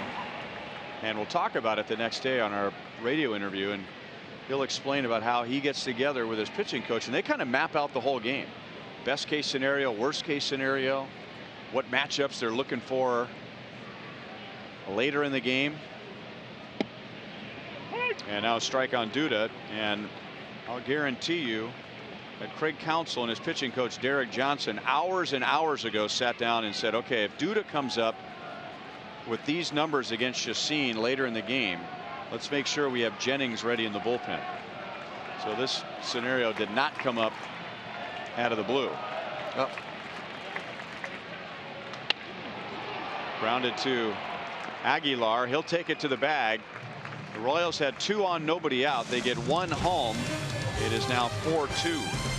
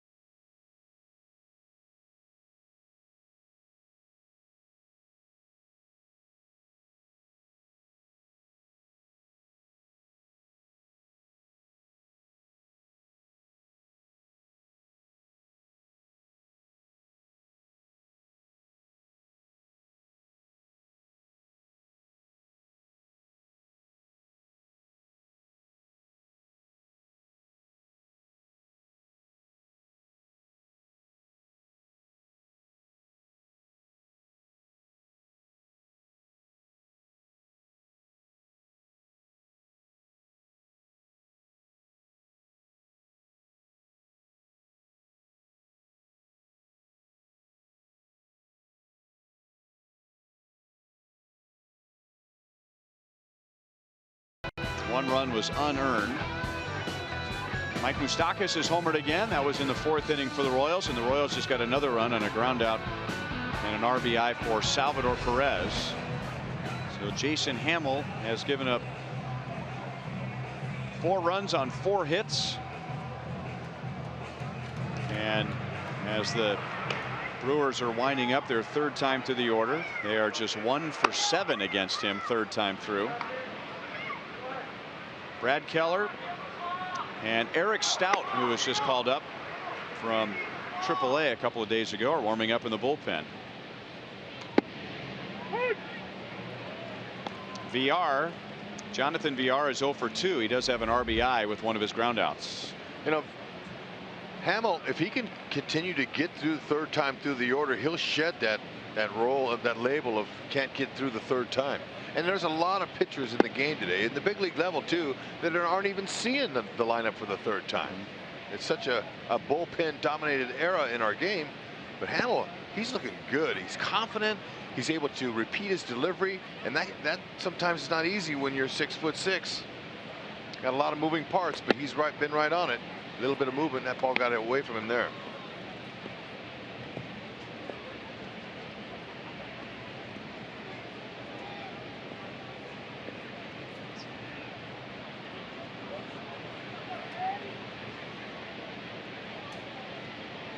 Hamill's retired 8 of the last 9. 3 balls and 1 strike. And this will be his 100th pitch coming up.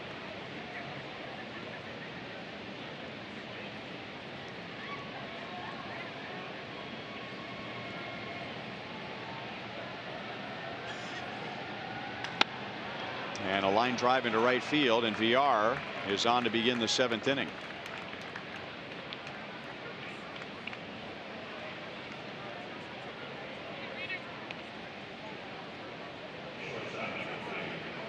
Hamill got knocked around in his first start. He gave up 5 runs in 5 innings.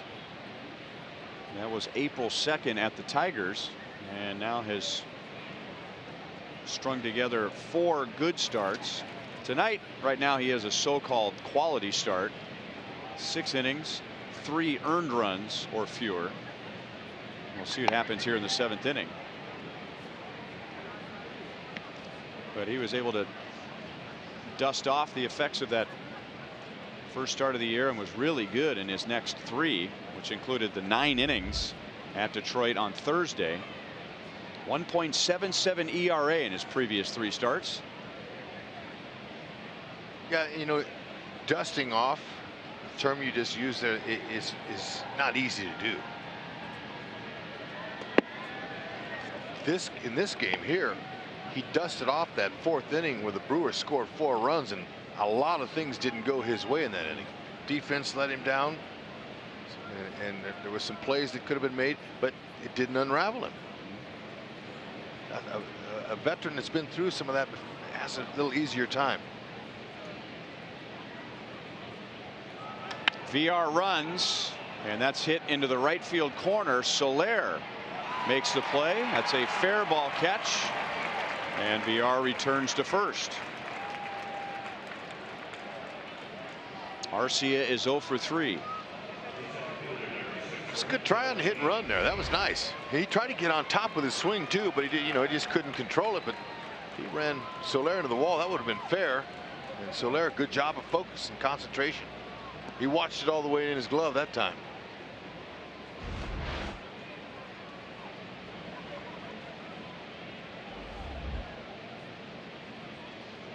And now Lorenzo Cain 0 for 3, but one of his outs was a line drive off of Hamill's leg that ricocheted over to Escobar. A little bit inside for ball 1.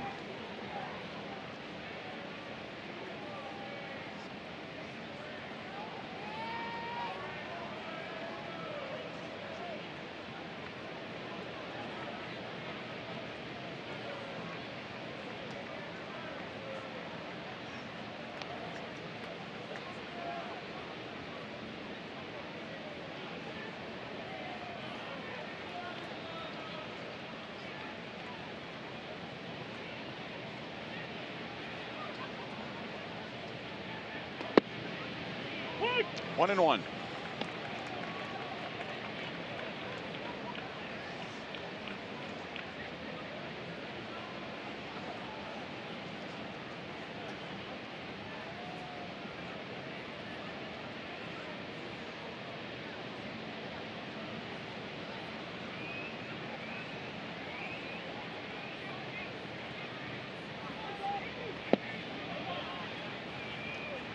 Tried to go after Lorenzo's kryptonite, as he used to put it. Right.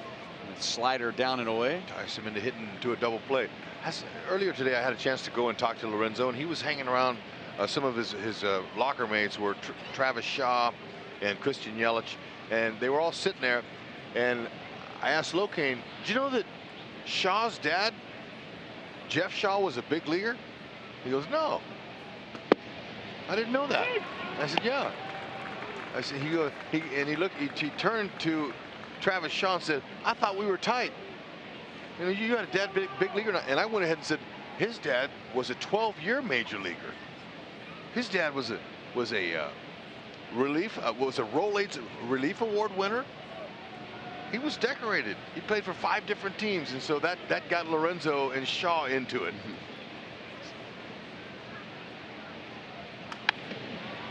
So they were going back and forth. He had over 250 saves. Yeah, The for our younger fans, that was the old relief pitcher of the year, the Rolaids relief pitcher of the year. How do you spell relief? Remember? R-O-L-A-I-D-S. So it was a perfect sponsor for that award. Yeah. Now it's named after Mariano Rivera in the American League and Trevor Hoffman in the National League. Yeah, he led the National League in saves one year. He's Travis Shaw's dad.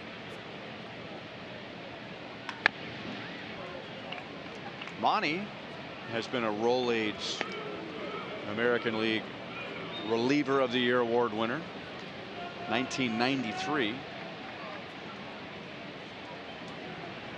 You do a good impression on Nolan Ryan when he used to do those commercials. Can we hear it one time? And Advil's gentler on my stomach than aspirin. No, it wasn't Rolaids, it was Advil. It was Advil. Okay, my bad.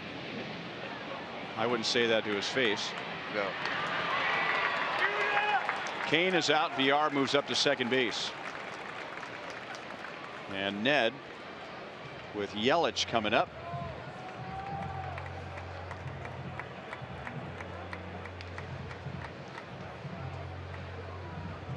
Appear that he will be making a move here. He hasn't motioned yet. He has Keller and Stout. Yeah, his teammates patting him on the back. He did do a heck of a job again. Nice job. That's all it takes. Keep your team in the game.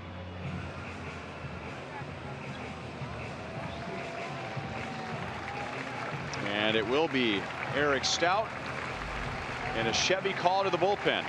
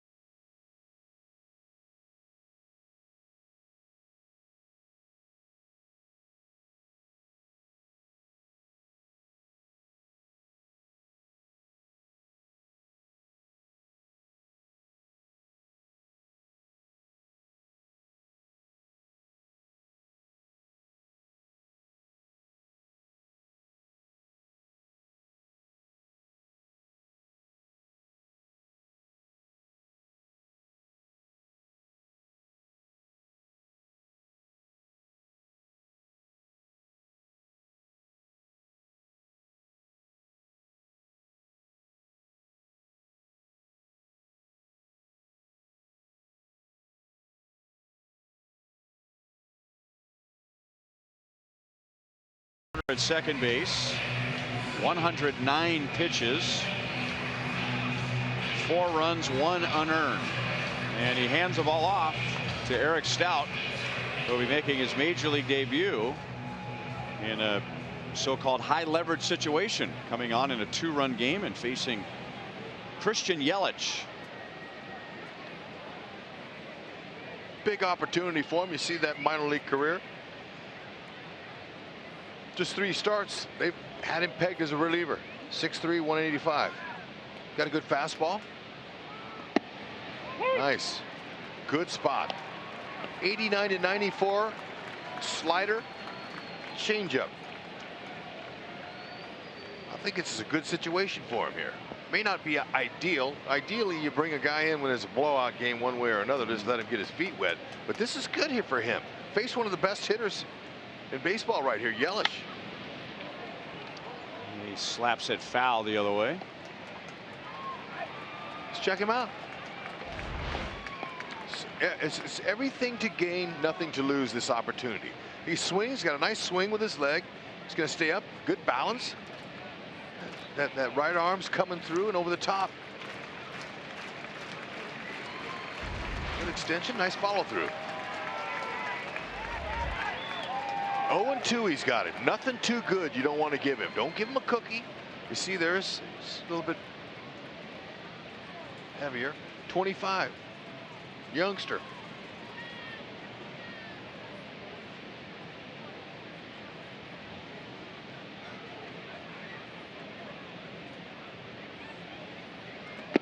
And he gets a 3-pitch strikeout. Wow, welcome to the show, Eric Stout. A little Linda Ronstadt flew by you.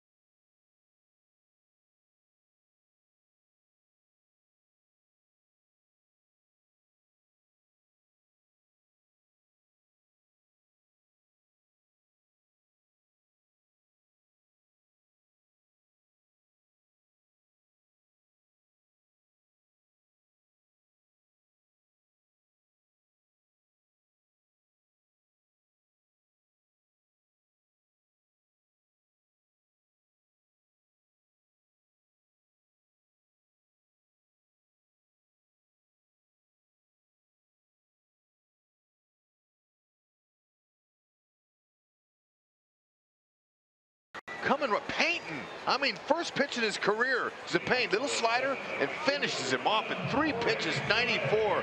And Christian Yelich, he is no slouch as a hitter. He just blew that one right by him. I think he deserved himself another opportunity.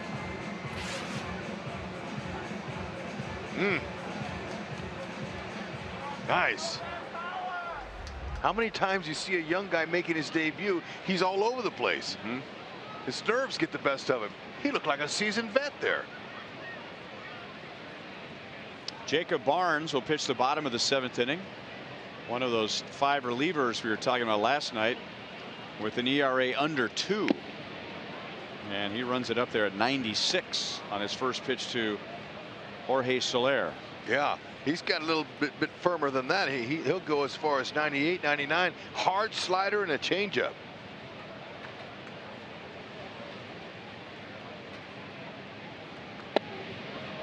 There's the changeup at 90.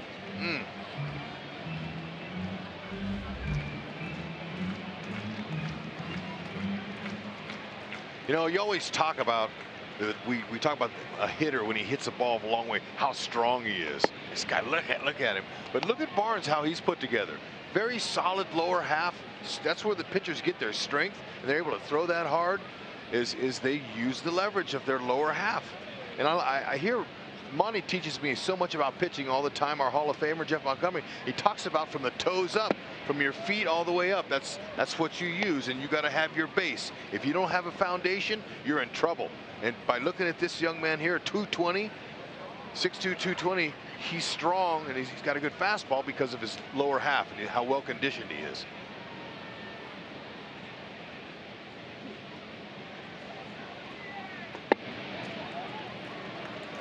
Another 3-2 count with Soler at the plate.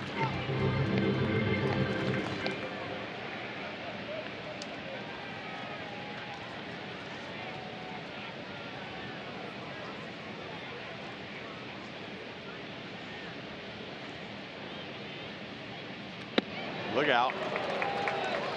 Leadoff walk.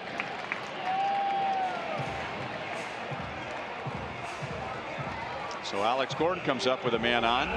If the Royals hit a triple in tonight's game, the Kansas City Honda dealers will make a $1,000 donation to the KC Urban Youth Academy.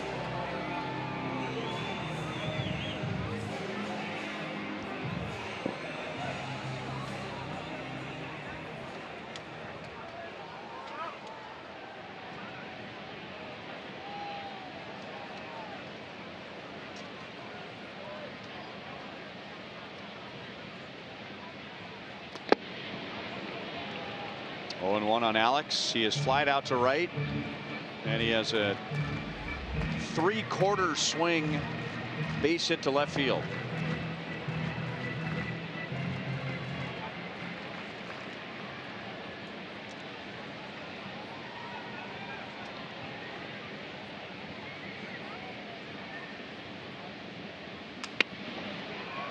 Rolls it out to VR, and the Brewers will get the lead runner. Soler is cut down, 1 away.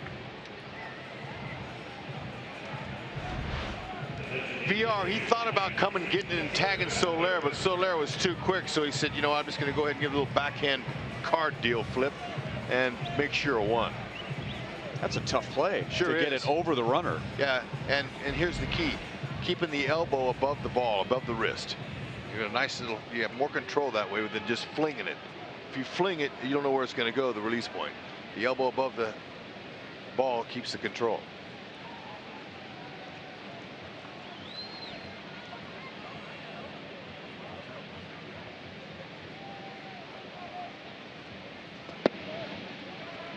Ball 1 on Cuthbert, who has struck out and walked.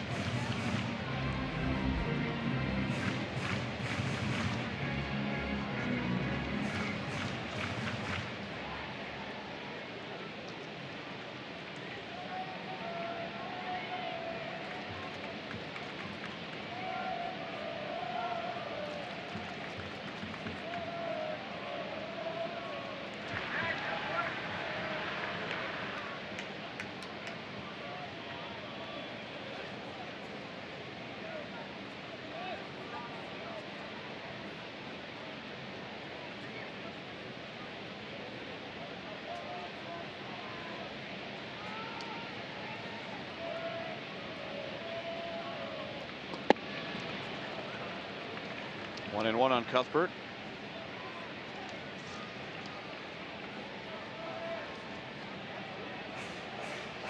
Royals really didn't have many scoring opportunities last night. In fact, there was just a couple.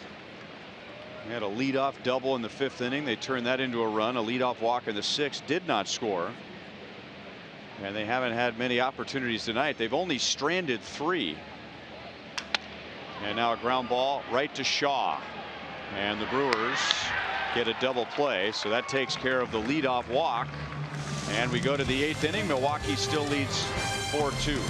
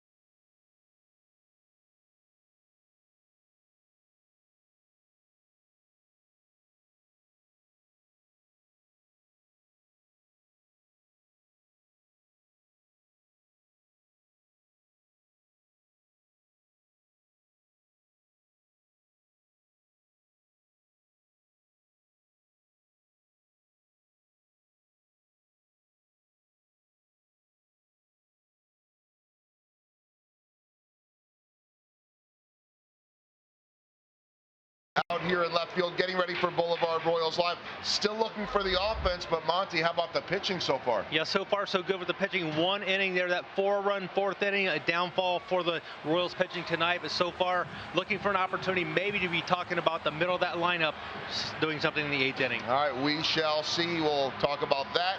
Reaction from Ned Yost in the clubhouse and more coming up on Boulevard Royals Live. Ryan, Rolaids is gentler on the stomach? Nah. No, that would be Advil. Right? Regardless, it's the real deal. That was Nolan Ryan about Yordano Ventura, Yeah, right? yeah, that was pretty special. Stout stays on for the 8th inning. And he's 1-1 on Ryan Braun, who has 2 hits tonight and has scored a run. Braun, Shaw, left-hand batter, and then Santana, right-hand batter, coming up for Stout, who came into the game his big league debut in the 7th inning and struck out Christian Yelich on 3 pitches.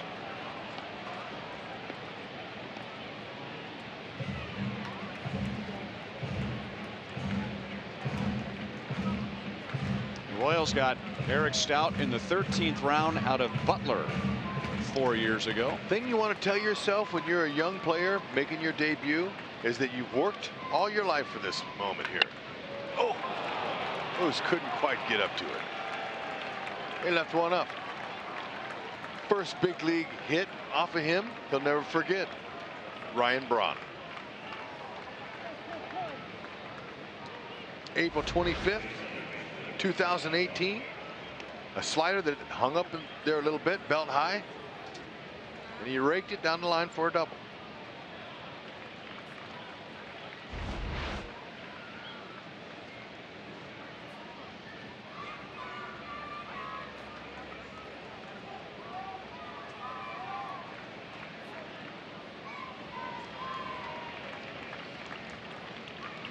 And now a lefty-lefty matchup.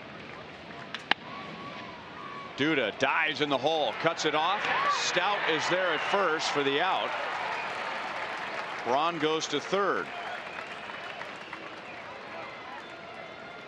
Productive out. The more we get a chance to watch Lucas Duda, the more I'm impressed. Look at that. Look at the throw. Off one leg. That was easy. He did that like nonchalant, like, hey, look, no problem. Let's get him out. Backing up. Good job. Show a little bit of athleticism from Stout. Get it over there. Look at that. Low to the ground. Good break. And nice route to the bag. He went in and over. Didn't go directly to the base. That way you stay out of the running lane of the runner.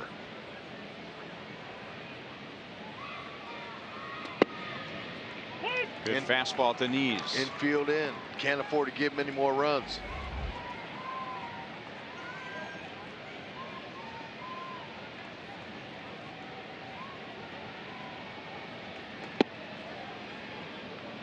1-1 on Santana. Got to work that ball down. Entice him to hit it at somebody on the ground.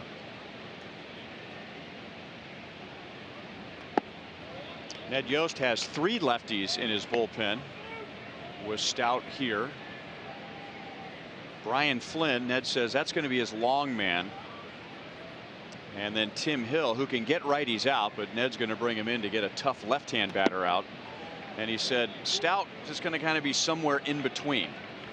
That Stout can give a left-hand batter some trouble. He's not going to be as funky as Tim Hill is, but he feels confident leaving him in there against right-hand batters. Got to make a pitch right here. Santana gets away with a walk. So it's first and third with one out, and Jesus Aguilar coming up.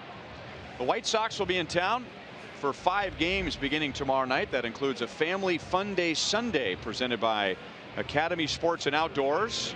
Great pregame activities for the whole family, including face painters, games in the outfield experience, and pregame player autographs with signature Sundays. And then after the game, kids 14 and under can run the bases in the Kansas City Zoo Fun Run. Royals.com/Sunday for tickets.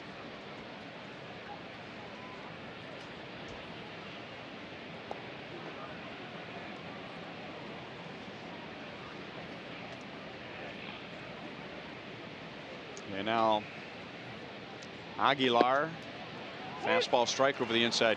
That's a really good pitch, because the Royals are gambling a bit here. You'd like to get a ground ball and a double play, but they're in an overshift. So Stout's going to have to pitch Aguilar in and force him to pull the ball. Otherwise, if anything's out over the plate, I mean, he could just hit about anything to the right side and it's going to get through. Yep, and he'll get the run home. It's a gamble you take when you overshift like that.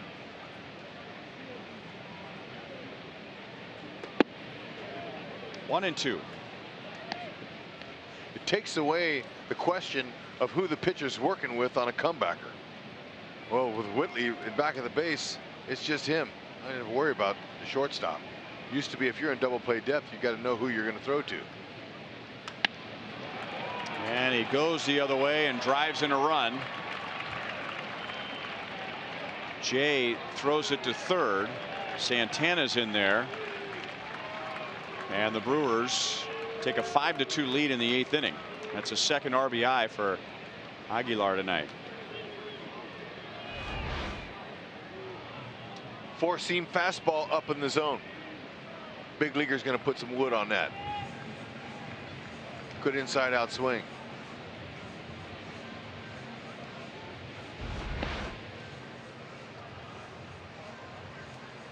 And now Ned's going to go out and get Stout and bring in Brad Keller to face Manny Pena.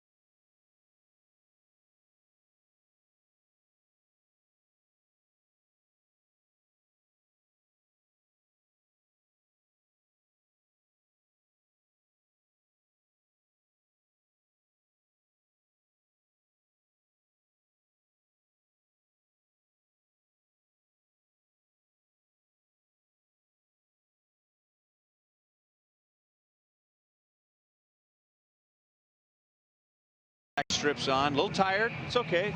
It's 9:27 on a school night, but she's into it. Eric Stout has experienced the highs and lows already of being a big leaguer, striking out the first batter he faces on 3 pitches to end 1 inning, and then he stays on for the 8th. And he's hit with 1 run so far. He's responsible for the other 2 out there. And now Brad Keller will try and bail him out. He'll get Manny Pena with runners at first and third and 1 out. Shallow right. Runner is not tagging. So Keller makes a good pitch on Pena. Now there are 2 down.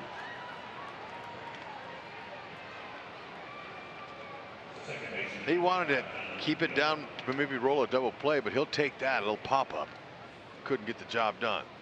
Keller, good hard fastball, mid-90s.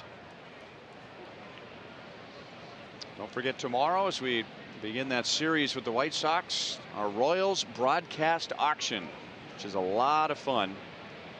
And the Royals are going to be raising a lot of money tomorrow for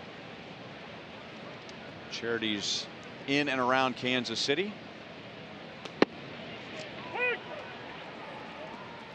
VR is 1 for 3 with an RBI. Keller mid-90s. He's got a good hard slider changeup combination.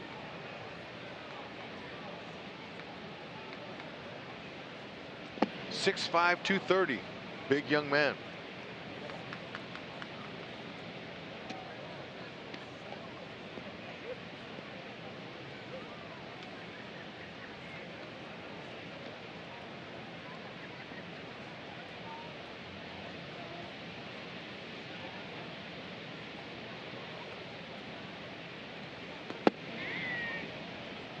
.97 down and out of the strike zone. You know, it's always good to watch the play field. If you come to the game at the K, kind of just watch the infielders, how they'll communicate with each other without saying anything. Escobar, no play, tried to backhand it. It's an error on Escobar. Santana scores.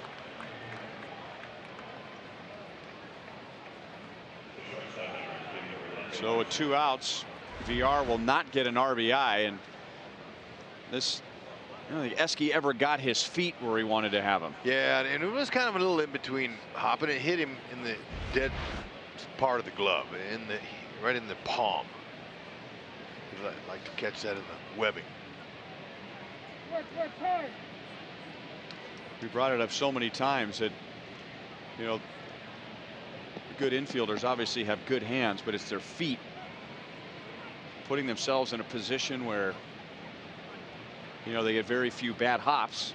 Not to say that Esky could have avoided that there, but I mean, he wasn't as graceful as he normally is getting to that ground ball, and a ground ball ate him up. And had he got it on the rebound with his bare hand, he probably still would have got it, but he missed on that one.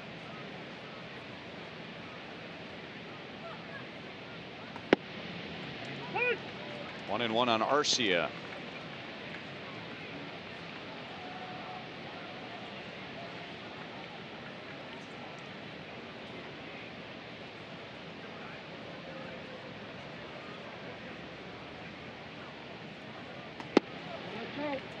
Slider is outside.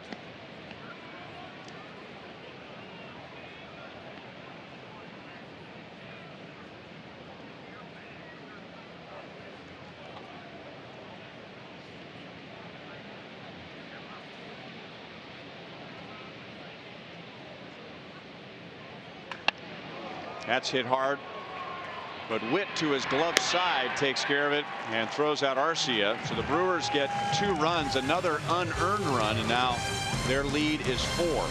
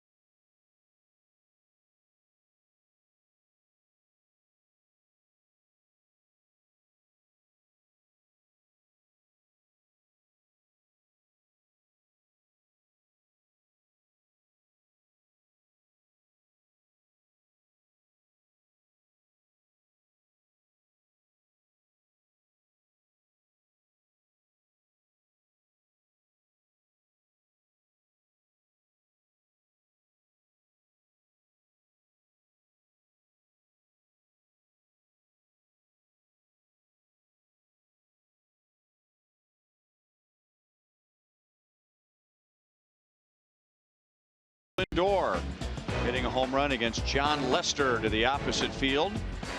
It's the Cubs' first trip to Cleveland since winning the World Series there a couple of years ago, and the Cubs won last night 10-3.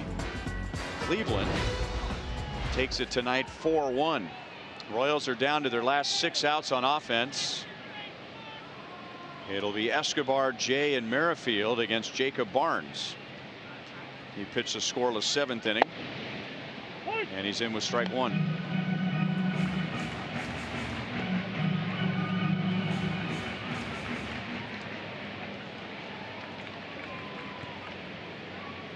Escobar has flied out to center field and flied out to right. It has been a hitter's strike zone tonight. That pitch appeared to be in the strike zone, but Jim Reynolds has had a tight one tonight.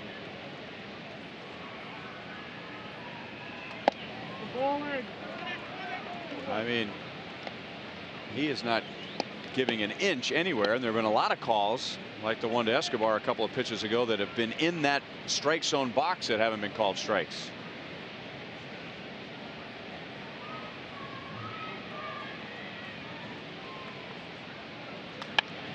Escobar shoots it off the right field line. 2-2.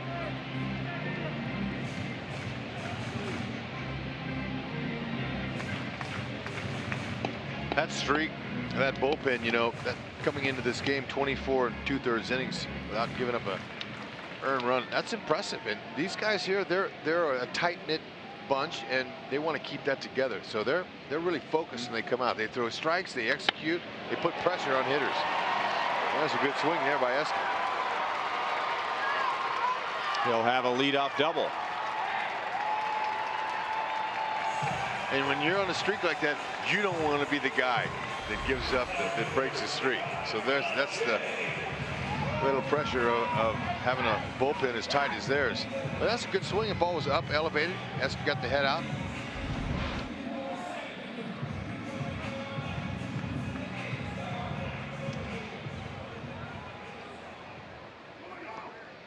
And they're all in this year, the Brewers.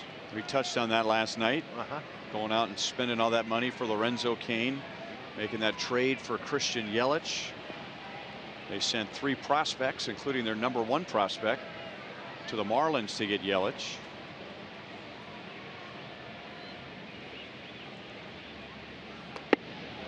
Swung on a miss by John Jay. Jay is 1 for 3. He had an infield single and scored the Royals' 2nd run in the 6th inning. He is also lined out to the warning track in center field. Yeah, on one hand, last year the Brewers improved by 13 games. On the other hand, they had a 5.5 game lead in their division at the All-Star break, and then lost 11 out of 16 after the break and just faded away. So they probably feel like they let the division get away, even though, you know, they're up against last year up against the defending world champion Cubs, who ended up rallying and winning the division. So Brewers decided to strengthen their roster a little more, and we mentioned this last night. This is the 2nd time that the Brewers have gone all in, and there's been a Royals connection. They went and got Zach Greinke from the Royals, going for it before the 2011 season, and then they added former Royal Lorenzo Cain. Arcia got a glove on it. Cain's right behind him, so Escobar will hold at third, and the Royals have runners at first and third with nobody out. John Jay, he's been all over the ball. Now, if he catches this, John Jay's probably going to go, oh, man, I can't hit the ball any harder tonight. John Jay, in his 2nd time up tonight, hit a ball 410 feet to dead center field, and Locaine ran it down, and now he's got that one. Arcia almost grabbed it and caught it. So he's happy to get on base with a hit.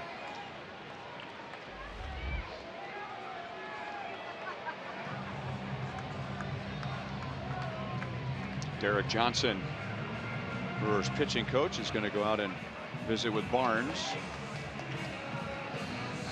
We'll remind you, MLB At Bat is your #1 Royals app.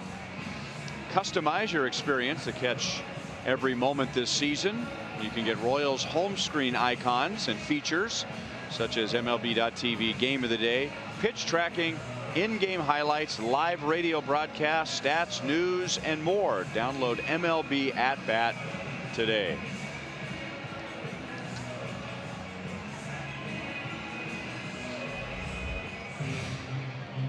All right, we brought this up last night. Here's where the Royals have struggled with runners on and with runners in scoring position. Not having much difficulty getting an inning going, putting men on base. But with men on and with runners in scoring position, it's been a struggle. And now here's an opportunity as it's getting late with runners at first and third and nobody out. Royals are 2 for 8 so far tonight, Hud, with men on base. Yeah, you know what? Let's see if they can get something going here. But 0 for 3 with runners in scoring position. And they get a pop-up. VR takes charge, 1 down.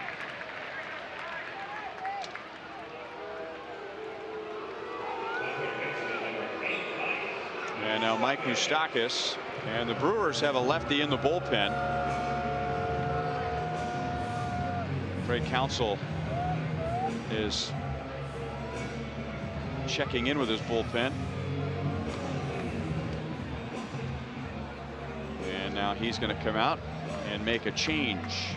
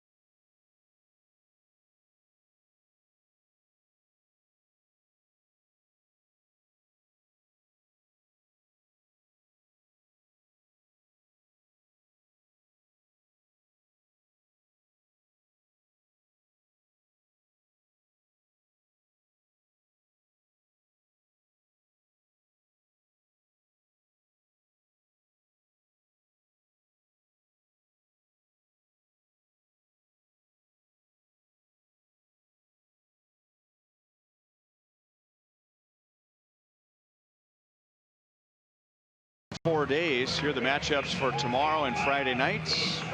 Lucas Giolito and Jacob Junis tomorrow.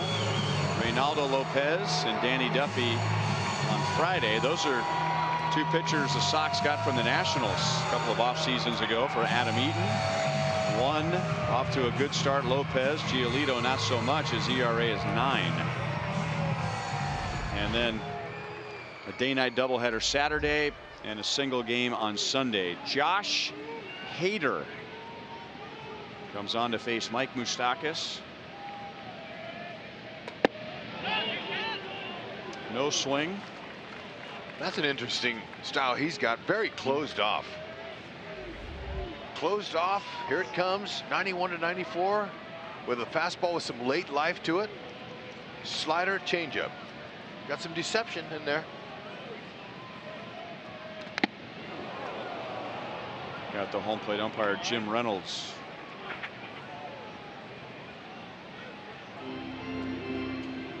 That chest protector, it doesn't obviously look like it's very large, but let's see where it got him. It might have got him in the shoulder too. Let's see. Ooh, yeah, ouch.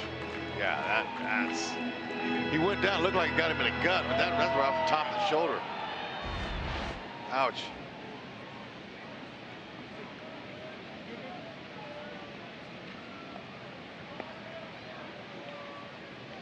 You don't want to get to 2 strikes with this guy. Look at that. Opponents are 0 for 39 when he gets to 2 strikes. It's 1-2, and he's not quite as funky as Tim Hill, but he's going to give a left-hand batter a bad time. Sure is.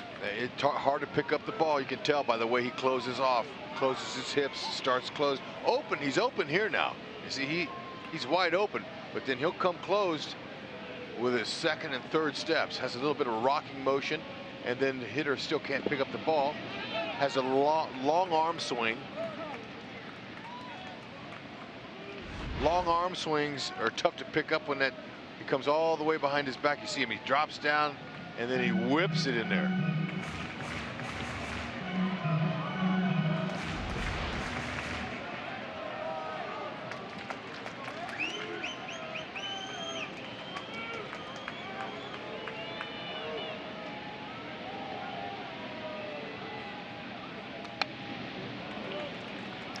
Brings it in at 95 with that angle. That's the thing about Hader and Tim Hill. I mean, a lot of times when guys come down at an angle like that, they're deceptive, but there's really not a lot of velocity involved. Yeah, those are guys that throw a lot softer, but he's straight down, man. I like it. I like his angle. He's got a nice angle he creates even from the side like that. It's because of his release point. His wrist is straight up over the ball with across the seams. Yeah, see, he's creating a little bit of an angle there, and you rarely see Moose miss on one of those. This guy's tough.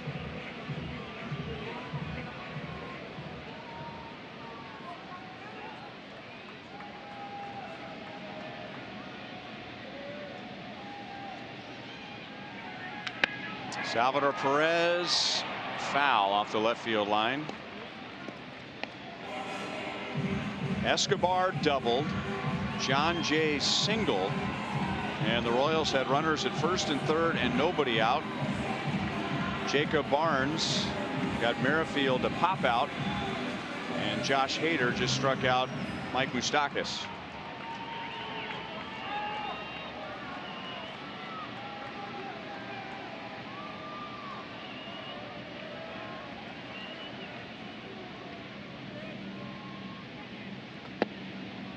One and one.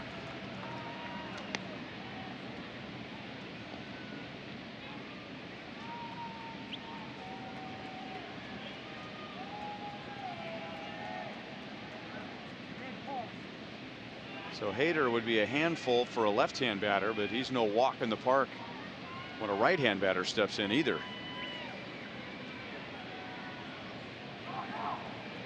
This is the kind of guy who could get in your kitchen, break your bat. Comes in hard, not afraid to pitch in.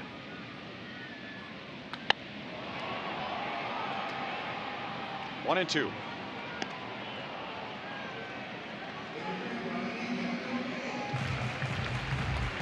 Those are tough splits. Woo. I'll say.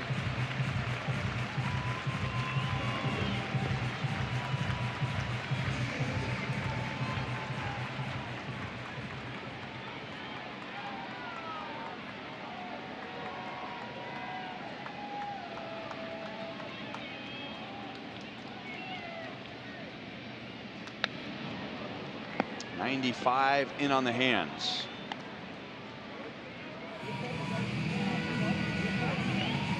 So we said, is that up? Yep. Wants to know. That's a tough pitch to get a barrel on. Stay on top of with that kind of velocity. And a nice range of speed we show you there. 95 to 80, plenty of good differential.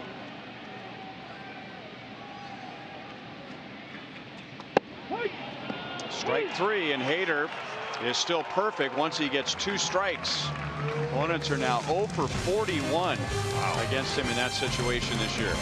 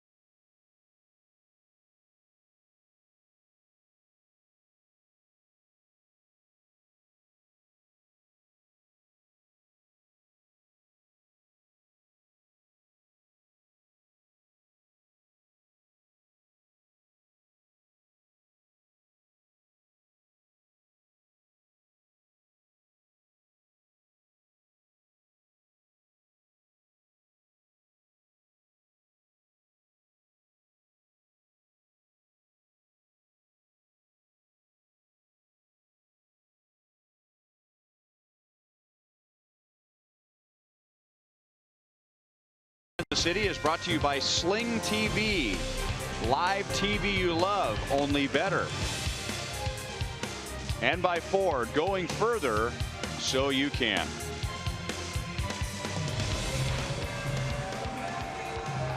(6-2) Milwaukee. It'll be the top of the order. Lorenzo Cain in the 9th inning against Kevin McCarthy.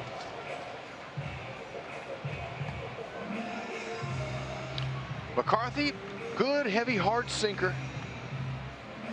Not easy to hit on a night like this if he's on. Slider, change, curve. He's got 4 pitches that he'll mix in. He's been up a little bit so far early with his sinker. He's been a little bit up in the zone. Nice to see him when he's on. A lot of ground balls.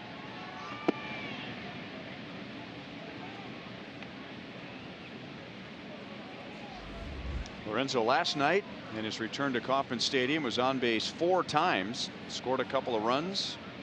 Tonight he is 0 for 4. 2 balls and no strikes.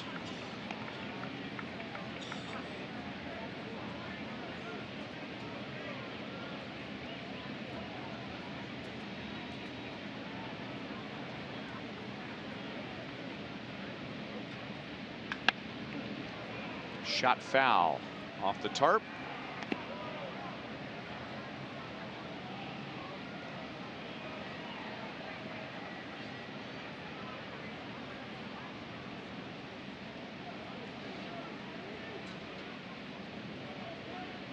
And that little guy hanging out in right field got himself a souvenir. That's right.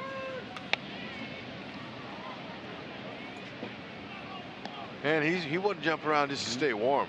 And the paparazzi is right there to get a picture of it. That's great.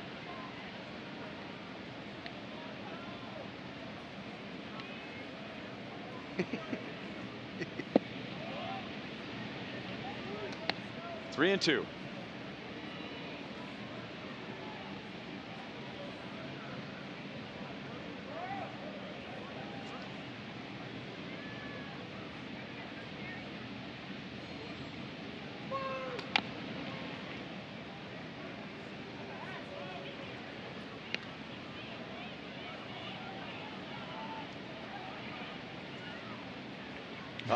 No way, buddy. Putting that in my pocket. Heck yeah. Well, at least his brother or his cousin or his buddy isn't crying. We've seen that happen a lot. We have. 2 little boys and only one of them gets a souvenir. Kane is down on strikes. I remember you noticed that in that same area one game. That remember one kid got a ball, the other one didn't, and he was crying. Yeah. And you right in the middle of the game, you ran out there and got him a ball. It might have been my first year. Yeah, it was painful to see. And it was the mom made the kid give it to the cousin, remember, and he didn't want to give it, and mom made him. We had plenty of baseballs up here.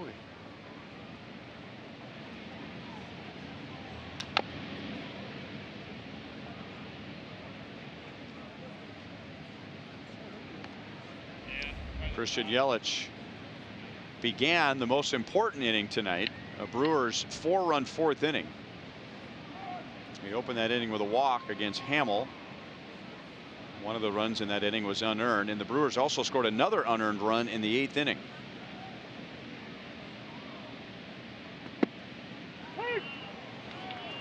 One and one on Christian Yelich.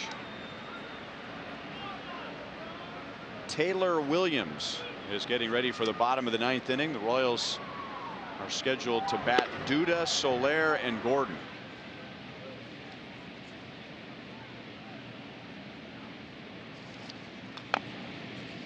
Oh, and 2 on Christian Yelich, the Marlins' first-round pick in 2010.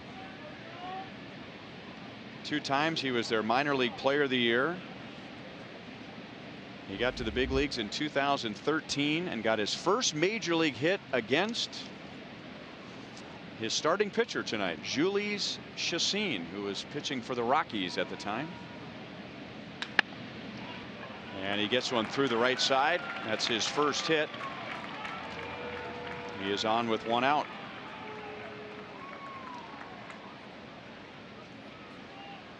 If you can't catch a game on TV, you can stream games live on your mobile device. Download the Fox Sports Go app, log in, and stream the Royals. It's presented by T-Mobile.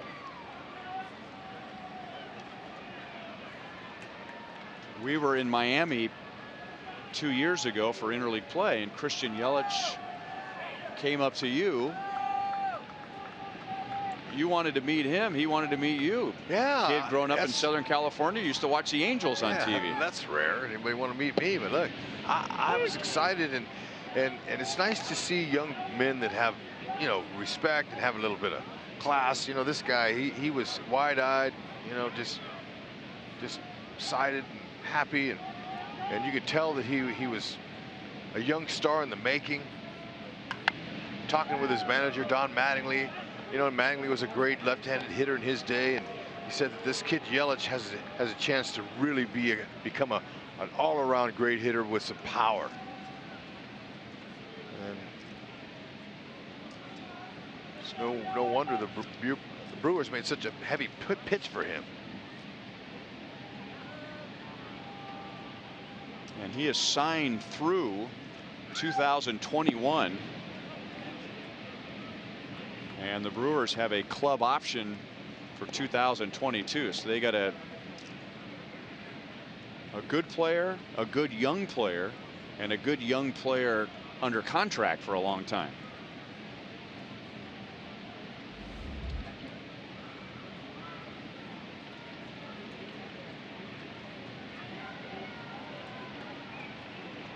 One and 2 on Ryan Braun. 2 balls, 2 strikes.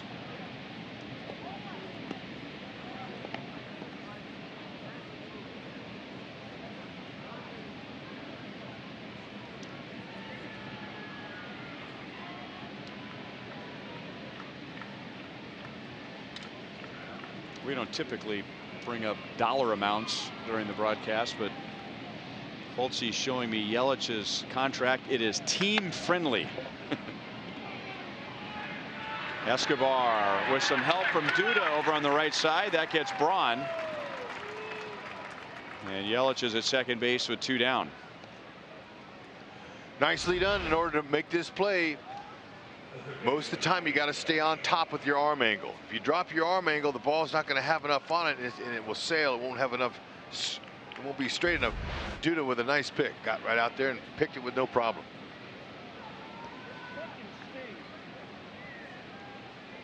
circling into the ball.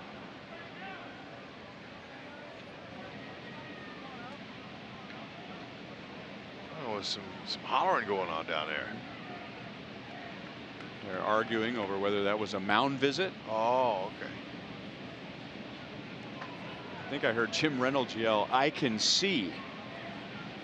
So I don't know if the Brewers dugout was chewing on him, wanting him to charge the Royals with a mound visit.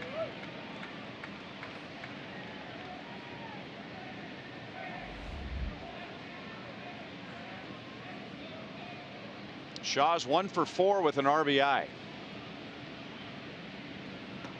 I heard you on Sunday when we were in Detroit. You're on with Joel and Monty during the pregame show, predicting that that rule is going to go away next year. Well, you know, they're wanting to speed up the game, and they made such a big deal about the mound visits, and that's not it. And the game actually is quicker this year, and it's because the pitchers are getting the ball and throwing the ball. And it hasn't made a difference in one ball game all year. Just my opinion.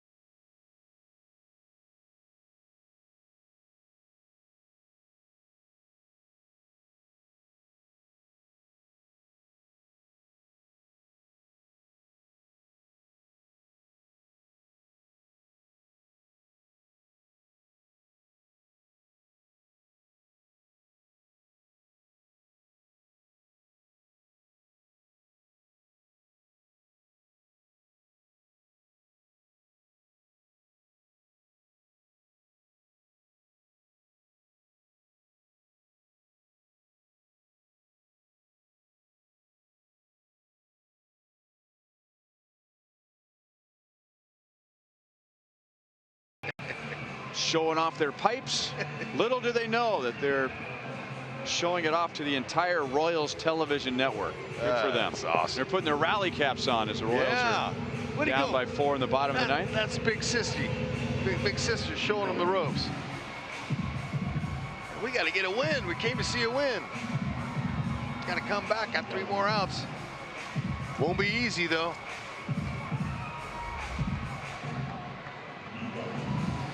Taylor Williams will get the bottom of the 9th inning in a 4-run game. So far for him, so good. Just 6 1/3 innings, only a 208 average, 12 punch outs. This guy, just 5 feet 11, 195, throws mid to upper 90s. Where's he get that from? Fastball, slider. Let's see what he's got. 96 over the outside edge. Pretty smooth.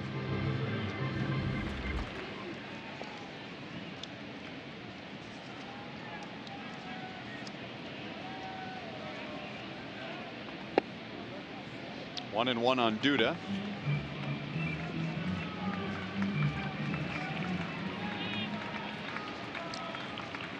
No Royals hitter has faced Taylor Williams in a regular season game.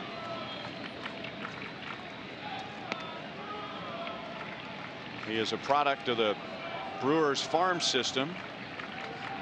4th round pick in 13 out of Kent State. Okay.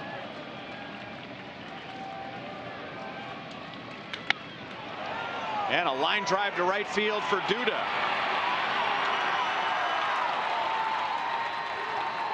So it's a start, a runner at second base with nobody out.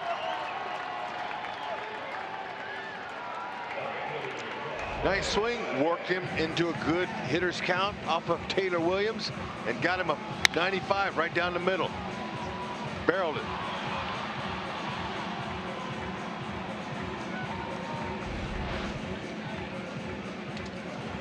So far, so good with the rally cap. Making sure that baseball's still in his pocket.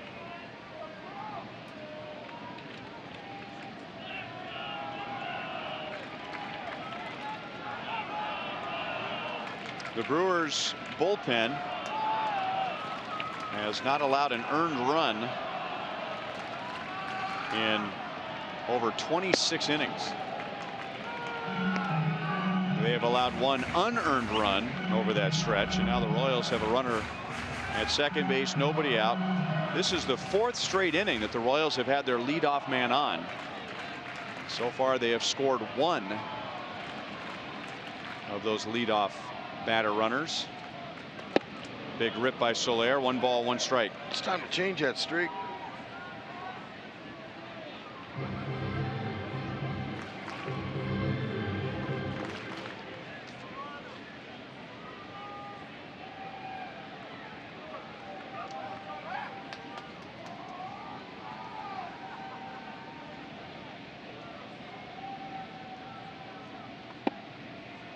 One ball, 2 strikes. Now you look up on the scoreboard, and the Royals have only left 5 on base. And the problem for them this month hasn't been getting the runners, it's been getting them home. And they've had several games where they left 9, 10 runners on base. 2 balls, 2 strikes. So you might think, well, the Royals just haven't had many chances tonight. That was true for the first 4 innings. But they had 2 runners in the 5th. 2 on, nobody out in the 6th. They got 1 of those home. A leadoff walk in the 7th. Runners at 1st and 3rd and nobody out in the 8th. So they've had chances.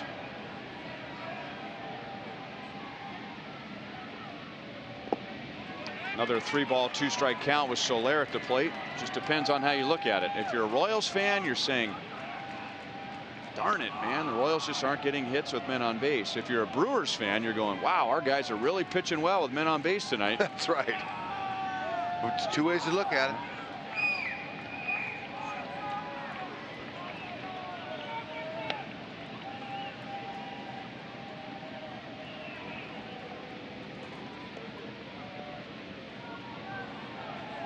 Taylor Williams in his 2nd year, you know, it's amazing where they find guys like this. It's well scouted, obviously, but if you could throw like this kid, ooh, man, that's some 97, some cheese at the knees there. Compact, stays low, powerful delivery. Or not such a big guy. 97. Some nice little late movement right over the middle.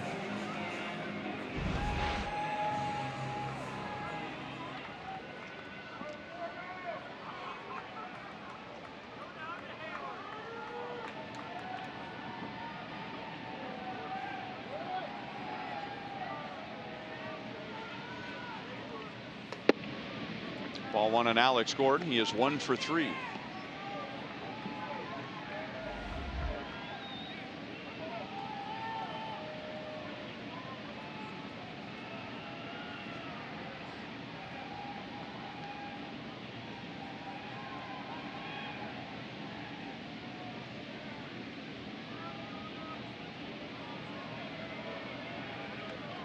You know, you're going good when it rarely happens.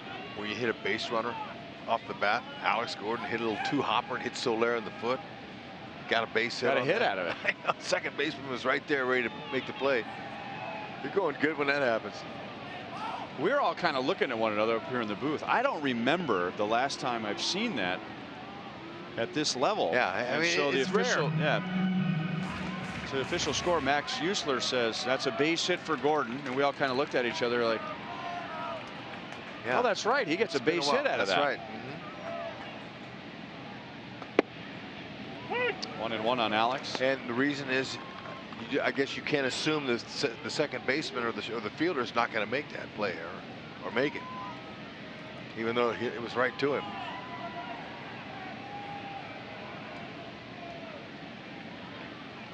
Alex can break up that bullpen streak with this lousy single to left. Ooh, man. Watch out. But he's coming in.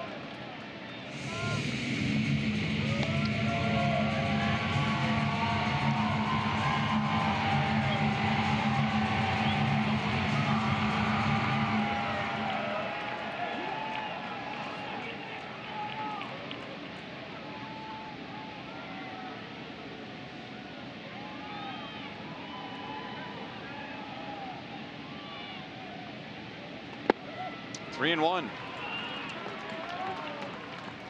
Pena not very happy with Williams. Man, come on, man. We got a 4-run lead here. He took that pitch in the dirt and just spiked it into the ground. And then Jim Reynolds gave him a new baseball, and he snapped it out of the air. And you know, any ball that hits the ground and is scuffed, they throw it out anyway. But there was a little emotion behind that. Yes, that was some frustration there. Yeah. Give me that ball. I'm going to go talk to my pitcher. That's right. Let's pick it up here. Nothing wrong with that either. All right, right there, motioning with his hand. Let's go. Yeah. And Alex is looking to swing at this one here.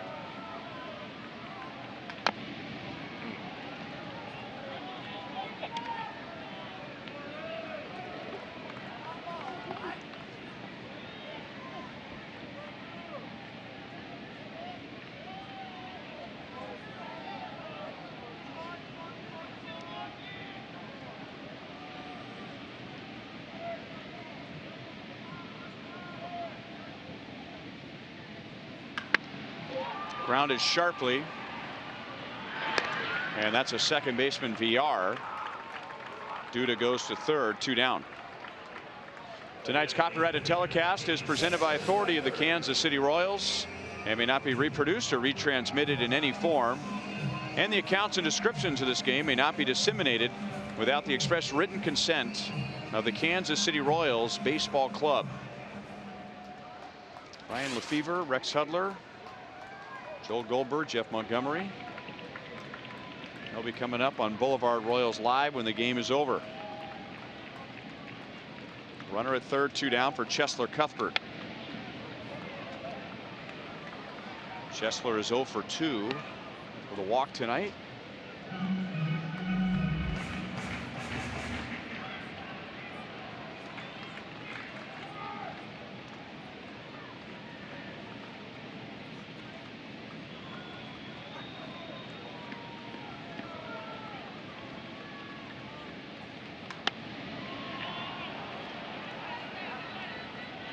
That'll be out of play, 0-2.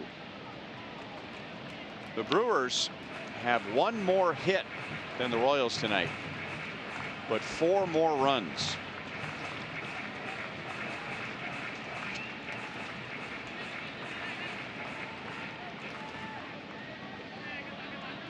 Well, that 4th inning didn't help.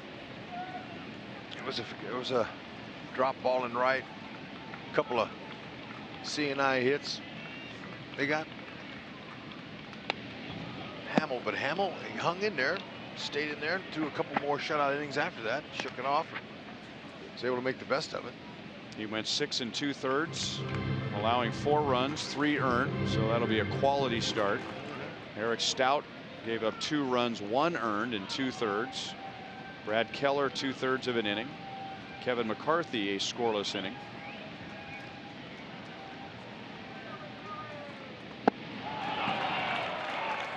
So Williams gets the strikeout, and the Brewers get a 2-game sweep over the Royals. And now the Brewers have won 8 in a row. That's the longest current winning streak in the big leagues. And for the Royals, that is 7 straight losses at home. Final score 6-2 Brewers. We'll be right back.